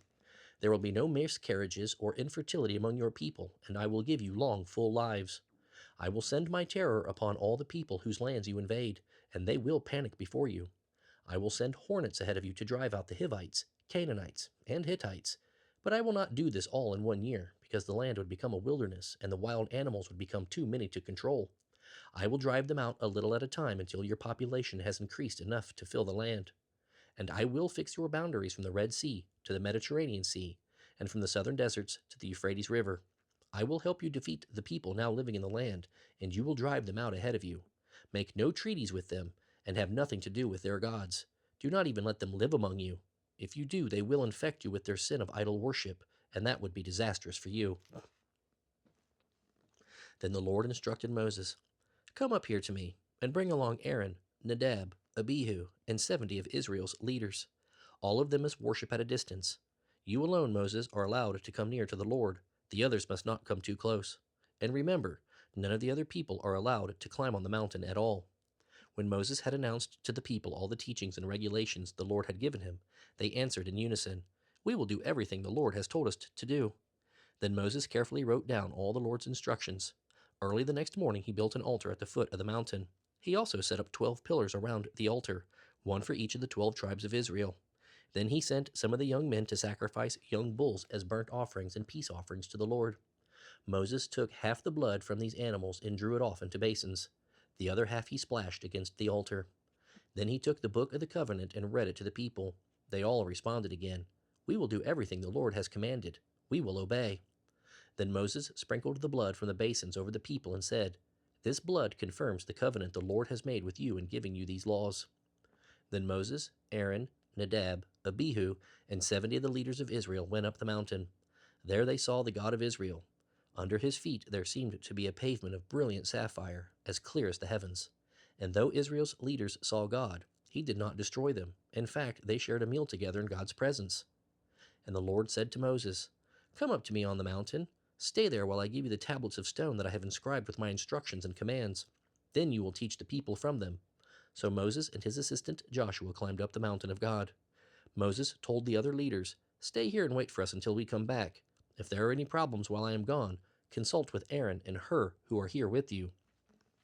Then Moses went up the mountain, and the cloud covered it. And the glorious presence of the Lord rested upon Mount Sinai, and the cloud covered it for 6 days. On the 7th day the Lord called to Moses from the cloud. The Israelites at the foot of the mountain saw an awesome sight.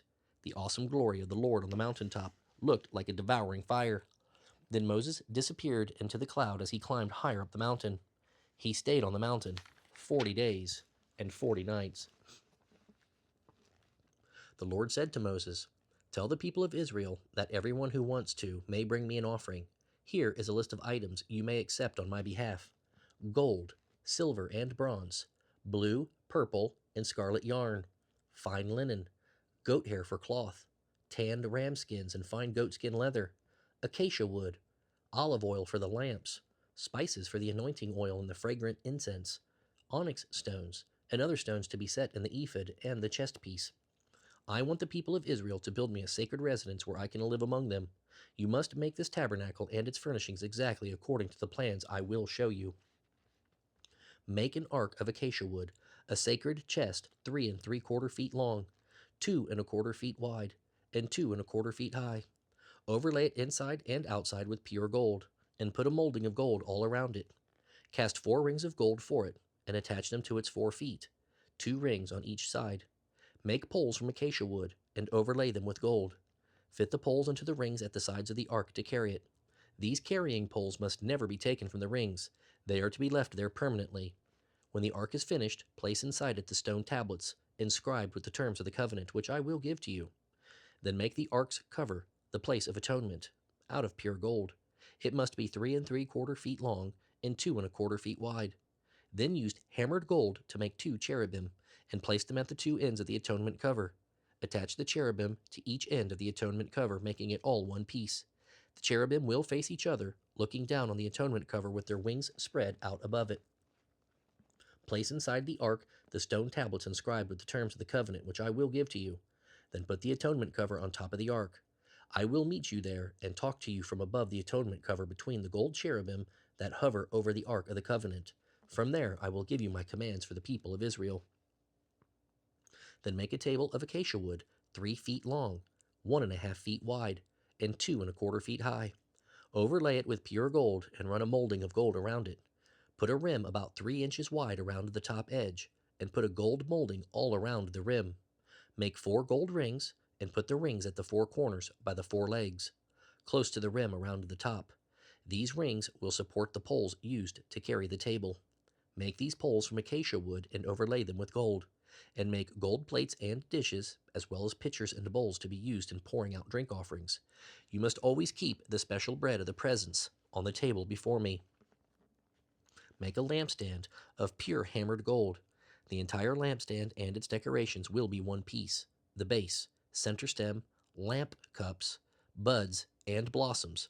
It will have 6 branches, 3 branches going out from each side of the center stem. Each of the 6 branches will hold a cup shaped like an almond blossom, complete with buds and petals. The center stem of the lampstand will be decorated with 4 almond blossoms, complete with buds and petals. 1 blossom will be set beneath each pair of branches, where they extend from the center stem. The decorations and branches must all be one piece with the stem, and they must be hammered from pure gold. Then make the 7 lamps for the lampstand and set them so they reflect their light forward. The lamp snuffers and trays must also be made of pure gold. You will need 75 pounds of pure gold for the lampstand and its accessories. Be sure that you make everything according to the pattern I have shown you here on the mountain. Make the tabernacle from 10 sheets of fine linen. These sheets are to be decorated with blue, purple, and scarlet yarn, with figures of cherubim skillfully embroidered into them. Each sheet must be 42 feet long and 6 feet wide. All 10 sheets must be exactly the same size. Join 5 of these sheets together into one set. Then join the other 5 sheets into a second set. Put loops of blue yarn along the edges of the last sheet in each set. The 50 loops along the edge of one set are to match the 50 loops along the edge of the other. Then make 50 gold clasps to fasten the loops of the 2 sets of sheets together, making the tabernacle a single unit. Make heavy sheets of cloth from goat hair to cover the tabernacle. There must be 11 of these sheets, each 45 feet long and 6 feet wide. All 11 of these sheets must be exactly the same size. Join 5 of these together into one set, and join the other 6 into a second set. The 6th sheet of the second set is to be doubled over at the entrance of the sacred tent. Put 50 loops along the edge of the last sheet in each set, and fasten them together with 50 bronze clasps. In this way, the 2 sets will become a single unit. An extra half sheet of this roof covering will be left to hang over the back of the tabernacle, and the covering will hang down an extra 18 inches on each side. On top of these coverings, place a layer of tanned ram skins, and over them put a layer of fine goatskin leather. This will complete the roof covering. The framework of the tabernacle will consist of frames made of acacia wood. Each frame must be 15 feet high and 2.25 feet wide. There will be 2 pegs on each frame so they can be joined to the next frame. All the frames must be made this way. 20 of these frames will support the south side of the tabernacle. They will fit into 40 silver bases, 2 bases under each frame. On the north side, there will also be 20 of these frames, with their 40 silver bases, 2 bases for each frame. On the west side, there will be 6 frames, along with an extra frame at each corner. These corner frames will be connected at the bottom and firmly attached at the top with a single ring, forming a single unit. Both of these corner frames will be made the same way. So there will be 8 frames on that end of the tabernacle, supported by 16 silver bases, 2 bases under each frame. Make crossbars of acacia wood to run across the frames, 5 crossbars for the north side of the tabernacle, and 5 for the south side. Also make 5 crossbars for the rear of the tabernacle, which will face westward. The middle crossbar, halfway up the frames, will run all the way from one end of the tabernacle to the other. Overlay the frames with gold and make gold rings to support the crossbars. Overlay the crossbars with gold as well. Set up this tabernacle according to the design you were shown on the mountain. Across the inside of the tabernacle, hang a special curtain made of fine linen with cherubim skillfully embroidered into the cloth using blue, purple, and scarlet yarn. Hang this inner curtain on gold hooks set into 4 posts made from acacia wood and overlaid with gold. The posts will fit into silver bases. When the inner curtain is in place, put the Ark of the Covenant behind it. This curtain will separate the holy place from the most holy place. Then put the ark's cover, the place of atonement, on top of the ark of the covenant inside of the most holy place. Place the table and lampstand across the room from each other outside the inner curtain. The lampstand must be placed on the south side, and the table must be toward the north. Make another curtain from fine linen for the entrance of the sacred tent, and embroider exquisite designs into it, using blue, purple, and scarlet yarn. Hang this curtain on gold hooks set into 5 posts made from acacia wood and overlaid with gold. The posts will fit into the 5 bronze bases. Using acacia wood, make a square altar 7.5 feet wide, 7.5 feet long, and 4.5 feet high. Make a horn at each of the 4 corners of the altar so the horns and altar are all one piece. Overlay the altar and its horns with bronze. The ash buckets, shovels, basins, meat hooks, and fire pans will all be made of bronze. Make a bronze grating with a metal ring at each corner. Fix the grating halfway down into the firebox, resting it on the ledge built there. For moving the altar, make poles from acacia wood and overlay them with bronze. To carry it, put the poles into the rings at 2 sides of the altar. The altar must be hollow, made from planks. Be careful to build it just as you were shown on the mountain. Then make a courtyard for the tabernacle enclosed with curtains made from fine linen. On the south side, the curtains will stretch for 150 feet. They will be held up by 20 bronze posts that fit into 20 bronze bases.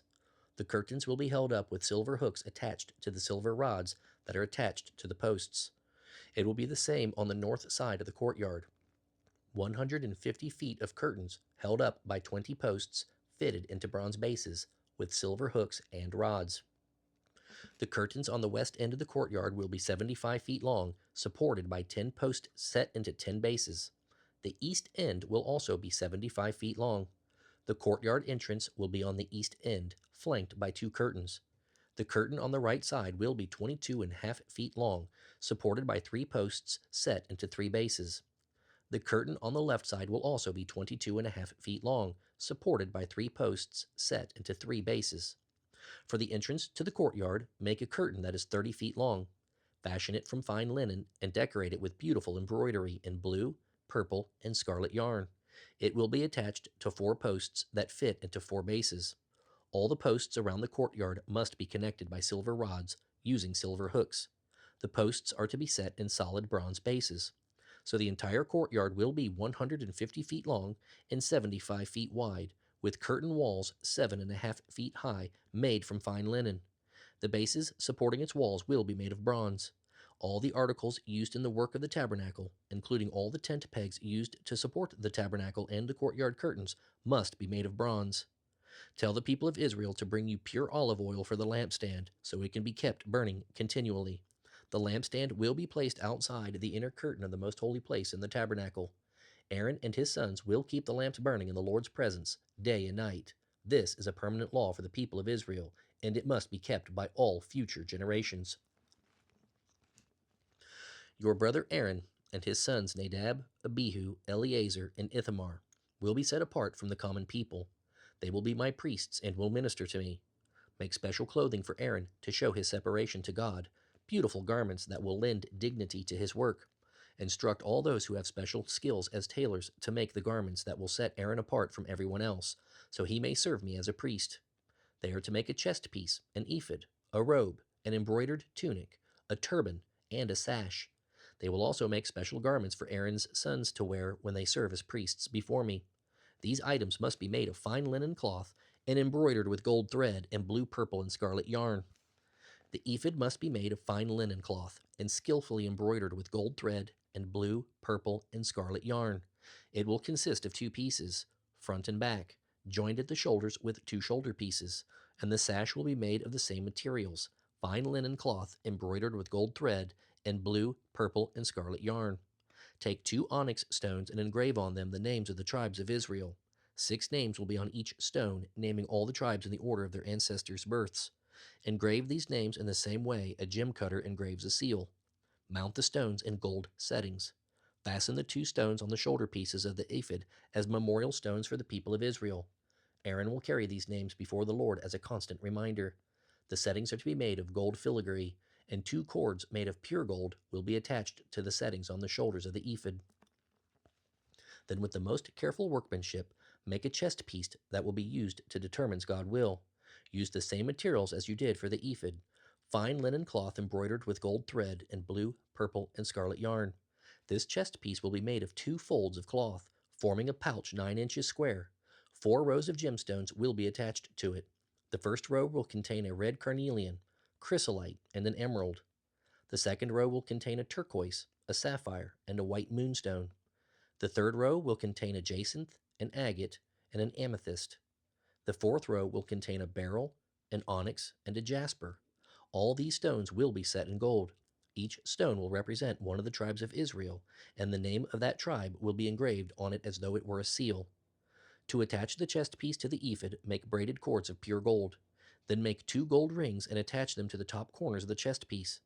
The 2 gold cords will go through the rings on the chest piece, and the ends of the cords will be tied to the gold settings on the shoulder pieces of the ephod. Then make 2 more gold rings and attach them to the 2 lower inside corners of the chest piece next to the ephod. And make 2 more gold rings and attach them to the ephod near the sash. Then attach the bottom rings of the chest piece to the rings on the ephod with blue cords. This will hold the chest piece securely to the ephod above the beautiful sash. In this way, Aaron will carry the names of the tribes of Israel on the chest piece over his heart when he goes into the presence of the Lord in the holy place. Thus the Lord will be reminded of his people continually. Insert into the pocket of the chest piece the Urim and the Thummim, to be carried over Aaron's heart when he goes into the Lord's presence. Thus Aaron will always carry the objects used to determine the Lord's will for his people whenever he goes in before the Lord. Make the robe of the ephod entirely of blue cloth, with an opening for Aaron's head in the middle of it. The opening will be reinforced by a woven collar, so it will not tear. Make pomegranates out of blue, purple, and scarlet yarn, and attach them to the hem of the robe with gold bells between them. The gold bells and pomegranates are to alternate all the way around the hem. Aaron will wear this robe whenever he enters the holy place to minister to the Lord, and the bells will tinkle as he goes in and out of the Lord's presence. If he wears it, he will not die. Next, make a medallion of pure gold, using the techniques of an engraver, and scribe it with these words: "Set apart as holy to the Lord." This medallion will be attached to the front of Aaron's turban by means of a blue cord. Aaron will wear it on his forehead, thus bearing the guilt connected with any errors regarding the sacred offerings of the people of Israel. He must always wear it so the Lord will accept the people. Weave Aaron's patterned tunic from fine linen cloth. Fashion the turban out of this linen as well. Also make him an embroidered sash. Then for Aaron's sons make tunics, sashes, and headdresses to give them dignity and respect. Clothe Aaron and his sons with these garments, and then anoint and ordain them. Set them apart as holy so they can serve as my priests. Also make linen underclothes for them to be worn next to their bodies, reaching from waist to thigh. These must be worn whenever Aaron and his sons enter the tabernacle or approach the altar in the holy place to perform their duties. Thus they will not incur guilt and die. This law is permanent for Aaron and his descendants. This is the ceremony for the dedication of Aaron and his sons as priests. Take a young bull and 2 rams with no physical defects. Then, using fine wheat flour and no yeast, make loaves of bread, thin cakes mixed with olive oil, and wafers with oil poured over them. Place these various kinds of bread in a single basket, and present them at the entrance of the tabernacle, along with the young bull and the 2 rams. Present Aaron and his sons at the entrance of the tabernacle, and wash them with water. Then put Aaron's tunic on him, along with the embroidered robe of the ephod itself, the chest piece, and the sash, and place on his head the turban with the gold medallion. Then take the anointing oil and pour it over his head. Next present his sons, and dress them in their tunics, and their woven sashes, and their headdresses. They will then be priests forever. In this way you will ordain Aaron and his sons. Then bring the young bull to the entrance of the tabernacle, and Aaron and his sons will lay their hands on its head. You will then slaughter it in the Lord's presence at the entrance of the tabernacle. Smear some of its blood on the horns of the altar with your finger, and pour out the rest at the base of the altar. Take all the fat that covers the internal organs, along the long lobe of the liver, and the 2 kidneys with their fat, and burn them on the altar. Then take the carcass, including the skin and the dung, outside the camp, and burn it as a sin offering. Next, Aaron and his sons must lay their hands on the head of one of the rams as it is slaughtered. Its blood will be collected and sprinkled on the sides of the altar. Cut up the ram and wash off the internal organs and the legs. Set them alongside the head and the other pieces of the body, and burn them all on the altar. This is a burnt offering to the Lord, which is very pleasing to him. Now take the other ram and have Aaron and his sons lay their hands on its head as it is slaughtered. Collect the blood and place some of it on the tip of the right earlobes of Aaron and his sons. Also put it on their right thumbs and the big toes of their right feet. Sprinkle the rest of the blood on the sides of the altar. Then take some of the blood from the altar and mix it with some of the anointing oil. Sprinkle it on Aaron and his sons and on their clothes. In this way they and their clothing will be set apart as holy to the Lord. Since this is the ram for the ordination of Aaron and his sons, take the fat of the ram, including the fat tail and the fat that covers the internal organs. Also take the long lobe of the liver, the two kidneys with their fat, and the right thigh. Then take one loaf of bread, one cake mixed with olive oil, and one wafer from the basket of yeastless bread that was placed before the Lord. Put all these in the hands of Aaron and his sons to be lifted up as a special gift to the Lord. Afterward, take the bread from their hands and burn it on the altar as a burnt offering that will be pleasing to the Lord. Then take the breast of Aaron's ordination ram and lift it up in the Lord's presence as a special gift to him. Afterward, keep it for yourself. Set aside as holy the parts of the ordination ram that belong to Aaron and his sons. This includes the breast and the thigh that were lifted up before the Lord in the ordination ceremony. In the future, whenever the people of Israel offer up peace offerings or thanksgiving offerings to the Lord, these parts will be the regular share of Aaron and his descendants. Aaron's sacred garments must be preserved for his descendants who will succeed him, so they can be anointed and ordained in them. Whoever is the next high priest after Aaron will wear these clothes for 7 days before beginning to minister in the tabernacle and the holy place. Take the ram used in the ordination ceremony and boil its meat in a sacred place. Aaron and his sons are to eat this meat, along with the bread in the basket, at the tabernacle's entrance. They alone may eat the meat and bread used for their atonement in the ordination ceremony. The ordinary people may not eat them, for these things are set apart and holy. If any of the ordination meat or bread remains until the morning, it must be burned. It may not be eaten, for it is holy. This is how you will ordain Aaron and his sons to their offices. The ordination ceremony will go on for 7 days. Each day you must sacrifice a young bull as an offering for the atonement of sin. Afterward, make an offering to cleanse the altar. Purify the altar by making atonement for it. Make it holy by anointing it with oil. Make atonement for the altar every day for 7 days. After that, the altar will be exceedingly holy, and whatever touches it will become holy. This is what you are to offer on the altar. Offer 2 one-year-old lambs each day, one in the morning and the other in the evening. With one of them, offer 2 quarts of fine flour mixed with 1 quart of olive oil. Also, offer 1 quart of wine as a drink offering. Offer the other lamb in the evening, along with the same offerings of flour and wine as in the morning. It will be a fragrant offering to the Lord, an offering made by fire. This is to be a daily burnt offering given to the generation to generation. Offer it in the Lord's presence at the tabernacle entrance, where I will meet you and speak with you. I will meet the people of Israel there, and the tabernacle will be sanctified by my glorious presence. Yes, I will make the tabernacle and the altar most holy, and I will set apart Aaron and his sons as holy, that they may be my priests. I will live among the people of Israel and be their God, and they will know that I am the Lord their God. I am the one who brought them out of Egypt so that I could live among them. I am the Lord their God. Then make a small altar out of acacia wood for burning incense. It must be 18 inches square and 3 feet high, with horns at the corners carved from the same piece of wood as the altar. Overlay the top, sides, and horns of the altar with pure gold, and run a gold molding around the entire altar. Beneath the molding on opposite sides of the altar, attach 2 gold rings to support the carrying poles. The poles are to be made of acacia wood and overlaid with gold. Place the incense altar just outside the inner curtain, opposite the ark's cover, the place of atonement, that rests on the ark of the covenant. I will meet with you there. Every morning when Aaron trims the lamps, he must burn fragrant incense on the altar, and each evening when he tends to the lamps, he must again burn incense in the Lord's presence. This must be done from generation to generation. Do not offer any unholy incense on this altar, or any burnt offerings, grain offerings, or drink offerings. Once a year, Aaron must purify the altar by placing on its horns the blood from the offering made for the atonement of sin. This will be a regular annual event from generation to generation, for this is the Lord's supremely holy altar. And the Lord said to Moses, Whenever you take a census of the people of Israel, each man who is counted must pay a ransom for himself to the Lord. Then there will be no plagues among the people as you count them. His payment to the Lord will be 1/5 of an ounce of silver. All who have reached their 20th birthday must give this offering to the Lord. When this offering is given to the Lord to make atonement for yourselves, The rich must not give more, and the poor must not give less. Use this money for the care of the tabernacle. It will bring you the Israelites to the Lord's attention, and it will make atonement for your lives." And the Lord said to Moses, "Make a large bronze wash basin with a bronze pedestal. Put it between the tabernacle and the altar, and fill it with water.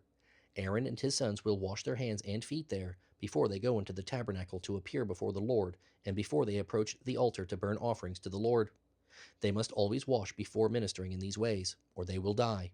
This is a permanent law for Aaron and his descendants to be kept from generation to generation." Then the Lord said to Moses, "Collect choice spices, 12.5 pounds of pure myrrh, 6.25 pounds each of cinnamon and of sweet cane, 12.5 pounds of cassia, and 1 gallon of olive oil. Blend these ingredients into a holy anointing oil.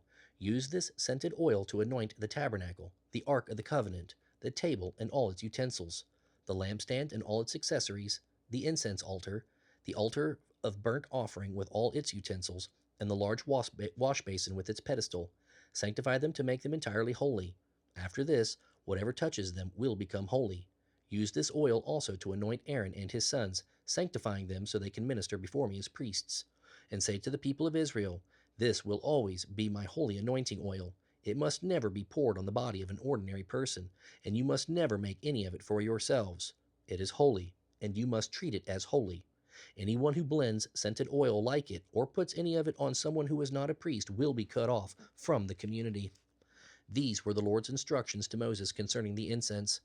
Gather sweet spices, resin droplets, mollusk scent, galbanum, and pure frankincense, weighing out the same amounts of each. Using the usual techniques of the incense maker, refine it to produce a pure and holy incense. Beat some of it very fine and put some of it in front of the Ark of the Covenant, where I will meet with you in the tabernacle.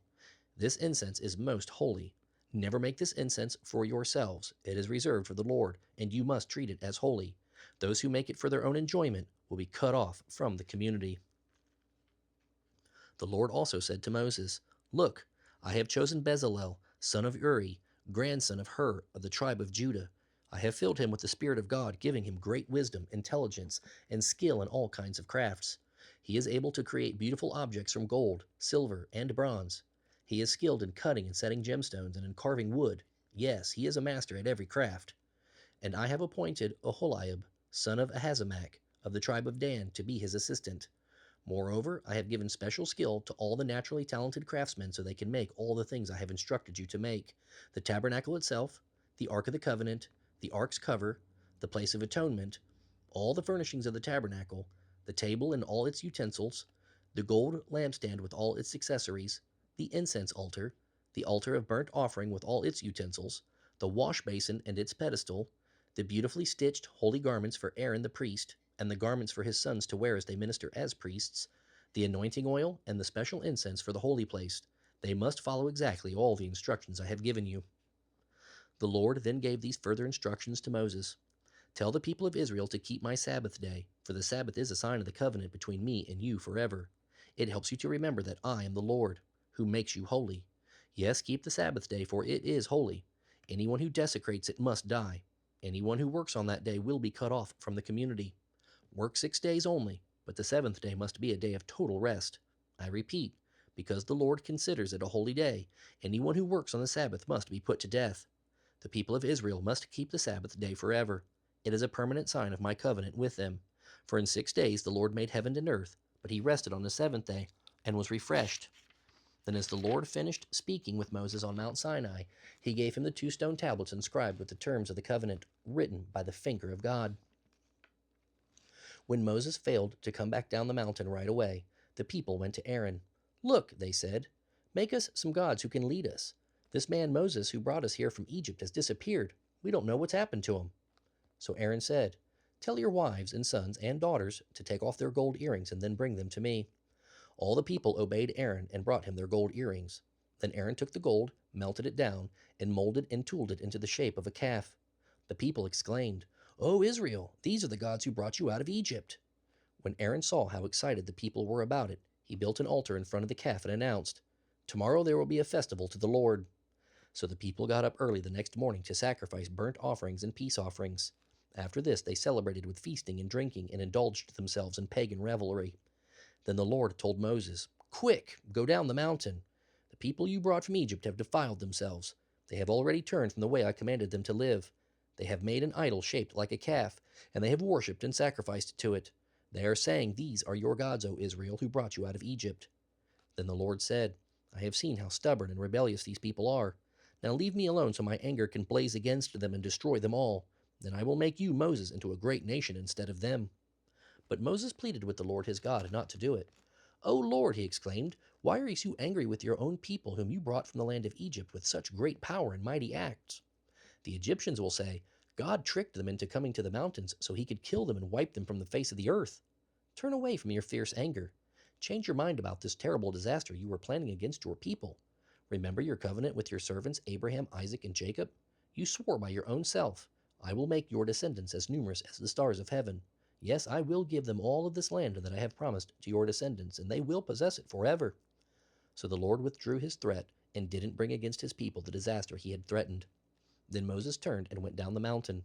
He held in his hands the 2 stone tablets inscribed with the terms of the covenant. They were inscribed on both sides, front and back. These stone tablets were God's work. The words on them were written by God himself. When Joshua heard the noise of the people shouting below them, he exclaimed to Moses, "It sounds as if there's a war in the camp." But Moses replied, "No, it's neither a cry of victory nor a cry of defeat. It is the sound of a celebration." When they came near the camp, Moses saw the calf and the dancing. In terrible anger, he threw the stone tablets to the ground, smashing them at the foot of the mountain. He took the calf they had made and melted it in the fire. And when the metal had cooled, he ground it into powder and mixed it with water. Then he made the people drink it. After that, he turned to Aaron. "What did the people do to you?" he demanded. "How did they ever make you bring such terrible sin upon them?" "Don't get upset, sir," Aaron replied. "You yourself know these people and what a wicked bunch they are. They said to me, 'Make us some gods to lead us, for something has happened to this man Moses who led us out of Egypt.' So I told them, 'Bring me your gold earrings.' When they brought them to me, I threw them into the fire, and out came this calf." When Moses saw that Aaron had let the people get completely out of control, and much to the amusement of their enemies, he stood at the entrance to the camp and shouted, "All of you who are on the Lord's side, come over here and join me." And all the Levites came. He told them, "This is what the Lord, the God of Israel, says: Strap on your swords, go back and forth from one end of the camp to the other, killing even your brothers, friends, and neighbors." The Levites obeyed Moses, and about 3,000 people died that day. Then Moses told the Levites, "Today you have been ordained for the service of the Lord, for you obeyed him even though it meant killing your own sons and brothers. Because of this, he will now give you a great blessing." The next day Moses said to the people, "You have committed a terrible sin, but I will return to the Lord on the mountain. Perhaps I will be able to obtain forgiveness for you." So Moses returned to the Lord and said, "Alas, these people have committed a terrible sin. They have made gods of gold for themselves. But now, please forgive their sin, and if not, then blot me out of the record you are keeping." The Lord replied to Moses, "I will blot out whoever has sinned against me. Now go, lead the people to the place I told you about. Look, my angel will lead the way before you, but when I call the people to account, I will certainly punish them for their sins." And the Lord sent a great plague upon the people because they had worshipped the calf Aaron had made. The Lord said to Moses, "Now that you have brought these people out of Egypt, lead them to the land I solemnly promised Abraham, Isaac, and Jacob. I told them long ago that I would give this land to their descendants, and I will send an angel before you to drive out the Canaanites, Amorites, Hittites, Perizzites, Hivites, and Jebusites. Theirs is a land flowing with milk and honey. But I will not travel along with you, for you are a stubborn, unruly people. If I did, I would be tempted to destroy you along the way." When the people heard these stern words, they went into mourning and refused to wear their jewelry and ornaments. For the Lord had told Moses to tell them, "You are an unruly, stubborn people. If I were there among you for even a moment, I would destroy you. Remove your jewelry and ornaments until I decide what to do with you." So from the time they left Mount Sinai, the Israelites wore no more jewelry. It was Moses' custom to set up the tent known as the tent of meeting far outside of the camp. Everyone who wanted to consult with the Lord would go there. Whenever Moses went out to the tent of meeting, all the people would get up and stand in their tent entrances. They would all watch Moses until he disappeared inside. As he went into the tent, the pillar of cloud would come down and hover at the entrance while the Lord spoke with Moses. Then all the people would stand and bow low at their tent entrances. Inside the tent of meeting, the Lord would speak to Moses face to face, as a man speaks to his friend. Afterward, Moses would return to the camp, but the young man who assisted him assisted him, Joshua son of Nun stayed behind in the tent of meeting. Moses said to the Lord, "You have been telling me, 'Take these people up to the promised land,' but you haven't told me whom you will send with me. You call me by name and tell me I have found favor with you. Please, if this is really so, show me your intentions so I will understand you more fully and do exactly what you want me to do. Besides, don't forget that this nation is your very own people." And the Lord replied, "I will personally go with you, Moses. I will give you rest. Everything will be fine for you." Then Moses said, "If you don't go with us personally, don't let us move a step from this place. If you don't go with us, how will anyone ever know that your people and I have found favor with you? How else will they know we are special and distinct from all other people on the earth?" And the Lord replied to Moses, "I will indeed do what you have asked, for you have found favor with me, and you are my friend." Then Moses had one more request. "Please let me see your glorious presence," he said. The Lord replied, "I will make all my goodness pass before you, and I will call out my name, the Lord, to you. I will show kindness to anyone I choose, and I will show mercy to anyone I choose. But you may not look directly at my face, for no one may see me and live." The Lord continued, "Stand here on this rock beside me. As my glorious presence passes by, I will put you in the cleft of the rock and cover you with my hand until I have passed. Then I will remove my hand, and you will see me from behind, but my face will not be seen." The Lord told Moses, "Prepare 2 stone tablets like the first ones. I will write on them the same words that were on the tablets you smashed. Be ready in the morning to come up Mount Sinai and present yourself to me there on the top of the mountain.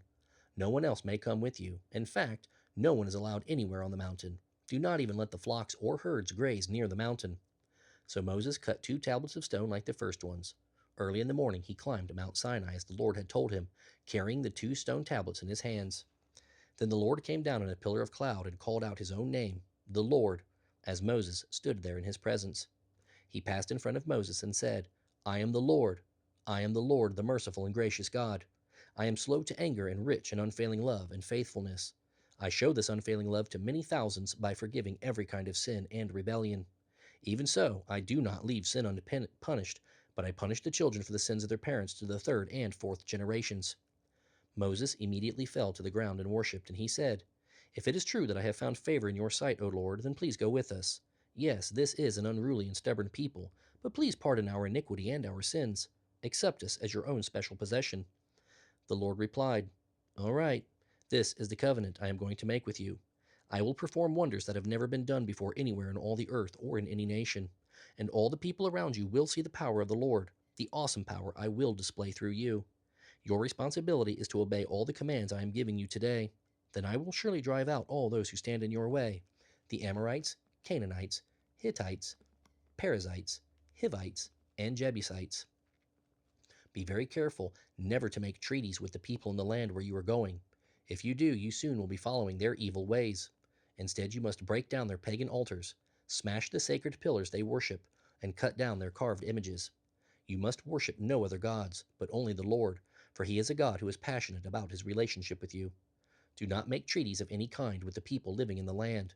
They are spiritual prostitutes, committing adultery against me by sacrificing to their gods. If you make peace with them, they will invite you to go with them to worship their gods, and you are likely to do it. And you will accept their daughters who worship other gods as wives for your sons. Then they will cause your sons to commit adultery against me by worshiping other gods. You must make no gods for yourselves at all. Be sure to celebrate the festival of unleavened bread for 7 days, just as I instructed you, at the appointed time each year in early spring, for that was when you left Egypt. Every firstborn male belongs to me, of both cattle and sheep. A firstborn male donkey may be redeemed from the Lord by presenting a lamb in its place. But if you decide not to take the exchange, you must kill the donkey by breaking its neck. However, you must redeem every firstborn son. No one is allowed to appear before me without a gift. 6 days are set aside for work, but on the Sabbath day you must rest, even during the seasons of plowing and harvest. And you must remember to celebrate the festival of harvest with the first crop of the wheat harvest, and celebrate the festival of the final harvest at the end of the harvest season. 3 times each year, all the men of Israel must appear before the sovereign Lord, the God of Israel. No one will attack and conquer your land when you go to appear before the Lord your God those 3 times each year. I will drive out the nations that stand in your way, and will enlarge your boundaries. You must not offer bread made with yeast as a sacrifice to me, and none of the meat of the Passover lamb may be kept over until the following morning. You must bring the best of the first of each year's crop to the house of the Lord your God. You must not cook a young goat in its mother's milk. And the Lord said to Moses, Write down all of these instructions, for they represent the terms of my covenant with you and with Israel. Moses was up on the mountain with the Lord 40 days and 40 nights, and all that time he neither ate nor drank. At that time he wrote the terms of the covenant, the 10 Commandments, on the stone tablets. When Moses came down the mountain carrying the stone tablets inscribed with the terms of the covenant, he wasn't aware that his face glowed because he had spoken to the Lord face to face. And when Aaron and the people of Israel saw the radiance of Moses' face, they were afraid to come near him. But Moses called to them and asked Aaron and the community leaders to come over and talk with him. Then all the people came, and Moses gave them the instructions the Lord had given him on Mount Sinai. When Moses had finished speaking with them, he put a veil over his face. But whenever he went into the tent of meeting to speak with the Lord, he removed the veil until he came out again. Then he would give the people whatever instructions the Lord had given him, and the people would see his face aglow. Afterward, he would put the veil on again, and he returned to speak with the Lord. Now Moses called a meeting of all the people and told them, You must obey these instructions from the Lord. Each week work for 6 days only. The seventh day is a day of total rest, a holy day that belongs to the Lord. Anyone who works on that day will die. Do not even light fires in your homes on that day. Then Moses said to all the people, This is what the Lord has commanded. Everyone is invited to bring these offerings to the Lord: gold, silver, and bronze, blue, purple, and scarlet yarn, fine linen, goat hair for cloth, tanned ram skins and fine goatskin leather, acacia wood, olive oil for the lamps, spices for the anointing oil and the fragrant incense, onyx stones and other stones to be set in the ephod and the chest piece. Come, all of you who are gifted craftsmen, construct everything that the Lord has commanded: the entire tabernacle, including the sacred tent and its coverings, the clasps, frames, crossbars, posts, and bases, the ark and its poles, the ark's cover, the place of atonement, the inner curtain to enclose the ark in the most holy place, the table, its carrying poles, and all of its utensils, the bread of the presence, the lampstand and its accessories, the lamp cups and the oil for lighting, the incense altar and its carrying poles, the anointing oil and fragrant incense, the curtain for the entrance of the tabernacle, the altar of burnt offering, the bronze grating of the altar and its carrying poles and utensils, the large wash basin with its pedestal, the curtains for the walls of the courtyard, the posts and their bases, the curtain for the entrance to the courtyard, the tent pegs of the tabernacle and courtyard and their cords, the beautifully stitched clothing for the priests to wear while ministering in the holy place, the sacred garments for Aaron and his sons to wear while officiating as priests. So all the people left Moses and went to their tents to prepare their gifts. If their hearts were stirred and they desired to do so, they brought to the Lord their offerings of materials for the tabernacle and its furnishings and for the holy garments. Both men and women came, all whose hearts were willing. Some brought to the Lord their offerings of gold, medallions, earrings, rings from their fingers, and necklaces. They presented gold objects of every kind to the Lord. Others brought blue, purple, and scarlet yarn, fine linen, or goat hair for cloth. Some gave tanned ram skins or fine goatskin leather. Others brought silver and bronze objects as their offering to the Lord, and those who had acacia wood brought it. All the women who were skilled in sewing and spinning prepared blue, purple, and scarlet yarn, and fine linen cloth, and they brought them in. All the women who were willing used their skills to spin and weave the goat hair into cloth. The leaders brought onyx stones and other precious gemstones to be used for the ephod and the chest piece. They also brought spices and olive oil for the light, the anointing oil, and the fragrant incense. So the people of Israel, every man and woman who wanted to help in the work of the Lord had given them through Moses, brought their offerings to the Lord. And Moses told them, The Lord has chosen Bezalel, son of Uri, grandson of Hur, of the tribe of Judah. The Lord has filled Bezalel with the Spirit of God, giving him great wisdom, intelligence, and skill in all kinds of crafts. He is able to create beautiful objects from gold, silver, and bronze. He is skilled in cutting and setting gemstones and in carving wood. In fact, he has every necessary skill. And the Lord has given both him and Oholiab, son of Ahisamach, of the tribe of Dan, the ability to teach their skills to others. The Lord has given them special skills as jewelers, designers, weavers, and embroiderers in blue, purple, and scarlet yarn on fine linen cloth. They excel in all the crafts needed for the work. Bezalel, Aholiab, and the other craftsmen whom the Lord has gifted with wisdom, skill, and intelligence will construct and furnish the tabernacle just as the Lord has commanded. So Moses told Bezalel and Aholiab to begin the work, along with all those who were specially gifted by the Lord. Moses gave them the materials donated by the people for the completion of the sanctuary. Additional gifts were brought each morning, but finally the craftsmen left their work to meet with Moses. "We have more than enough materials on hand now to complete the job the Lord has given us to do," they exclaimed. So Moses gave the command, and this message was sent throughout the camp: "Bring no more materials. You have already given more than enough." So the people stopped bringing their offerings. Their contributions were more than enough to complete the whole project. The skilled weavers first made 10 sheets from fine linen. One of the craftsmen then embroidered blue, purple, and scarlet cherubim into them. Each sheet was exactly the same size, 42 feet long and 6 feet wide. 5 of these sheets were joined together to make one set, and a second set was made of the other 5.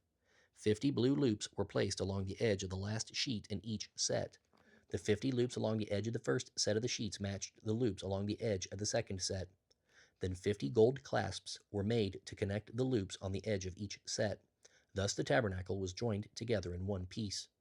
Above the tabernacle, a roof covering was made from 11 sheets of cloth made from goat hair. Each sheet was exactly the same size, 45 feet long and 6 feet wide. The craftsmen joined 5 of these sheets together to make one set, and the 6 remaining sheets were joined to make a second set. Then they made 50 loops along the edge of the last sheet in each set. They also made 50 small bronze clasps to couple the loops, so the 2 sets of sheets were firmly attached to each other. In this way, the roof covering was joined together in one piece. Then they made 2 more layers for the roof covering. The first was made of tanned ram skin, and the second was made of fine goatskin leather. For the framework of the tabernacle, they made frames of acacia wood standing on end. Each frame was 15 feet high and 2¼ feet wide. There were 2 pegs on each frame so they could be joined to the next frame. All the frames were made this way. They made 20 frames to support the south side along with 40 silver bases, 2 for each frame. They also made 20 frames for the north side of the tabernacle, along with 40 silver bases, 2 for each frame. The west side of the tabernacle, which was its rear, was made from 6 frames, plus an extra frame at each corner. These corner frames were connected at the bottom and firmly attached at the top with a single ring, forming a single unit from top to bottom. They made 2 of these, 1 for each rear corner. So for the west side, they made a total of 8 frames, along with 16 silver bases, 2 for each frame. Then they made 5 crossbars from acacia wood to tie the frames on the south side together. They made another 5 for the north side and 5 for the west side. The middle crossbar of the 5 was halfway up the frames, along each side, running from one end to the other. The frames and crossbars were all overlaid with gold. The rings used to hold the crossbars were made of pure gold. The inner curtain was made of fine linen cloth, and cherubim were skillfully embroidered into it with blue, purple, and scarlet yarn. This curtain was then attached to 4 gold hooks set into 4 posts of acacia wood. The posts were overlaid with gold and set into 4 silver bases. Then they made another curtain for the entrance to the sacred tent. It was made of fine linen cloth and embroidered with blue, purple, and scarlet yarn. This curtain was connected by 5 hooks to 5 posts. The posts with their decorated tops and bands were overlaid with gold. The 5 bases were molded from bronze. Next, Bezalel made the ark out of acacia wood. It was 3¼ feet long, 2¼ feet wide, and 2¼ feet high. It was overlaid with pure gold inside and out, and it had a molding of gold all the way around. 4 gold rings were fastened to its 4 feet, 2 rings at each side. Then he made poles from acacia wood and overlaid them with gold. He put the poles into the rings at the sides of the ark to carry it. Then from pure gold he made the ark's cover, the place of atonement. It was 3¾ feet long and 2¼ feet wide. He made 2 figures of cherubim out of hammered gold and placed them at the 2 ends of the atonement cover. They were made so they were actually a part of the atonement cover. It was all one piece. The cherubim faced each other as they looked down on the atonement cover, and their wings were stretched out above the atonement cover to protect it. Then he made a tablet out of acacia wood, 3 feet long, 1½ feet wide, and 2¼ feet high. It was overlaid with pure gold, with a gold molding all around the edge. A rim about 3 inches wide was attached along the edges of the table, and a gold molding ran around the rim. Then he cast 4 rings of gold and attached them to the 4 table legs next to the rim. These were made to hold the carrying poles in place. He made the carrying poles of acacia wood and overlaid them with gold.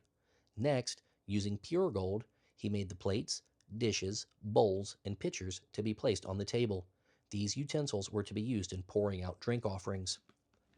Then he made the lampstand, again using pure hammered gold. Its base, center stem, lamp cups, blossoms, and buds were all of one piece. The lampstand had 6 branches, 3 going out from each side of the center stem. Each of the 6 branches held a cup shaped like an almond blossom, complete with buds and petals. The center stem of the lampstand was also decorated with 4 almond blossoms. One blossom was set beneath each pair of branches, where they extended from the center stem. The decorations and branches were all one piece with the stem, and they were hammered from pure gold. He also made the 7 lamps, the lamp snuffers, and the trays all of pure gold. The entire lampstand, along with its accessories, was made from 75 pounds of pure gold. The incense altar was made of acacia wood. It was 18 inches square and 3 feet high, with its corner horns made from the same piece of wood as the altar itself. He overlaid the top sides and horns of the altar with pure gold and ran a gold molding around the edge. 2 gold rings were placed on opposite sides beneath the molding to hold the carrying poles. The carrying poles were made of acacia wood and were overlaid with gold. Then he made the sacred oil for anointing the priests and the fragrant incense, using the techniques of the most skilled incense maker. The altar for burning animal sacrifices was also constructed of acacia wood. It was 7.5 feet square at the top and 4.5 feet high. There were 4 horns, one at each of the 4 corners, all of one piece with the rest. This altar was overlaid with bronze. Then he made all the bronze utensils to be used with the altar: the ash buckets, shovels, basins, meat hooks, and fire pans. Next, he made a bronze grating that rested on a ledge about halfway down into the firebox. 4 rings were cast for each side of the grating to support the carrying poles. The carrying poles themselves were made of acacia wood and were overlaid with bronze. These poles were inserted into the rings at the sides of the altar. The altar was hollow and was made from planks. The bronze wash basin and its bronze pedestal were cast from bronze mirrors donated by the women who served at the entrance of the tabernacle. Then he constructed the courtyard. The south wall was 150 feet long. It consisted of curtains made of fine linen. There were 20 posts each with its own bronze base, and there were silver hooks and rods to hold up the curtains. The north wall was also 150 feet long, with 20 bronze posts and bases, and with silver hooks and rods. The west end was 75 feet wide. The walls were made from curtains supported by 10 posts and bases, and with silver hooks and rods. The east end was also 75 feet wide. The courtyard entrance was on the east side, flanked by 2 curtains. The curtain on the right side was 22.5 feet long and was supported by 3 posts set into 3 bases. The curtain on the left side was also 22.5 feet long and was supported by 3 posts set into 3 bases. All the curtains used in the courtyard walls were made of fine linen. Each post had a bronze base, and all the hooks and rods were silver. The tops of the posts were overlaid with silver, and the rods to hold up the curtains were solid silver. The curtain that covered the entrance to the courtyard was made of fine linen cloth and embroidered with blue, purple, and scarlet yarn. It was 30 feet long and 7.5 feet high, just like the curtains of the courtyard walls. It was supported by 4 posts set into 4 bronze bases. The tops of the posts were overlaid with silver, and the hooks and rods were also made of silver. All the tent pegs used in the tabernacle and courtyard were made of bronze. Here is an inventory of the materials used in building the tabernacle of the covenant. Moses directed the Levites to compile the figures, and Ithamar, son of Aaron, the priest, served as recorder. Bezalel, son of Uri, grandson of Hur of the tribe of Judah, was in charge of the whole project, just as the Lord commanded Moses. He was assisted by Aholiab, son of Ahisamach of the tribe of Dan, a craftsman expert at engraving, designing, and embroidering blue, purple, and scarlet yarn on fine linen cloth. The people brought gifts of gold totaling about 2,200 pounds, all of which was used throughout the tabernacle. The amount of silver that was given was about 7,545 pounds. It came from the tax of 1/5 of an ounce of silver collected from each of those registered in the census. This included all the men who were 20 years or older, 603,550 in all. The 100 bases for the frames of the sanctuary walls and for the posts supporting the inner curtain required 7,500 pounds of silver, about 75 pounds for each base. The rest of the silver, about 45 pounds, was used to make the rods and hooks to overlay the tops of the posts. The people also brought 5,310 pounds of bronze, which was used for casting the bases for the posts at the entrance to the tabernacle, and for the bronze altar with its bronze grating and altar utensils. Bronze was also used to make the bases for the posts that supported the curtains around the courtyard. the bases for the curtain at the entrance of the courtyard, and all the tent pegs used to hold the curtains of the courtyard in place. For the priests, the craftsmen made beautiful garments of blue, purple, and scarlet cloth, clothing to be worn while ministering in the holy place. This same cloth was used for Aaron's sacred garments, just as the Lord had commanded Moses. The ephod was made from fine linen cloth and embroidered with gold thread and blue, purple, and scarlet yarn. A skilled craftsman made gold thread by beating gold into thin sheets and cutting it into fine strips. He then embroidered it into the linen with the blue, purple, and scarlet yarn. They made 2 shoulder pieces for the ephod, which were attached to its corners so it could be tied down.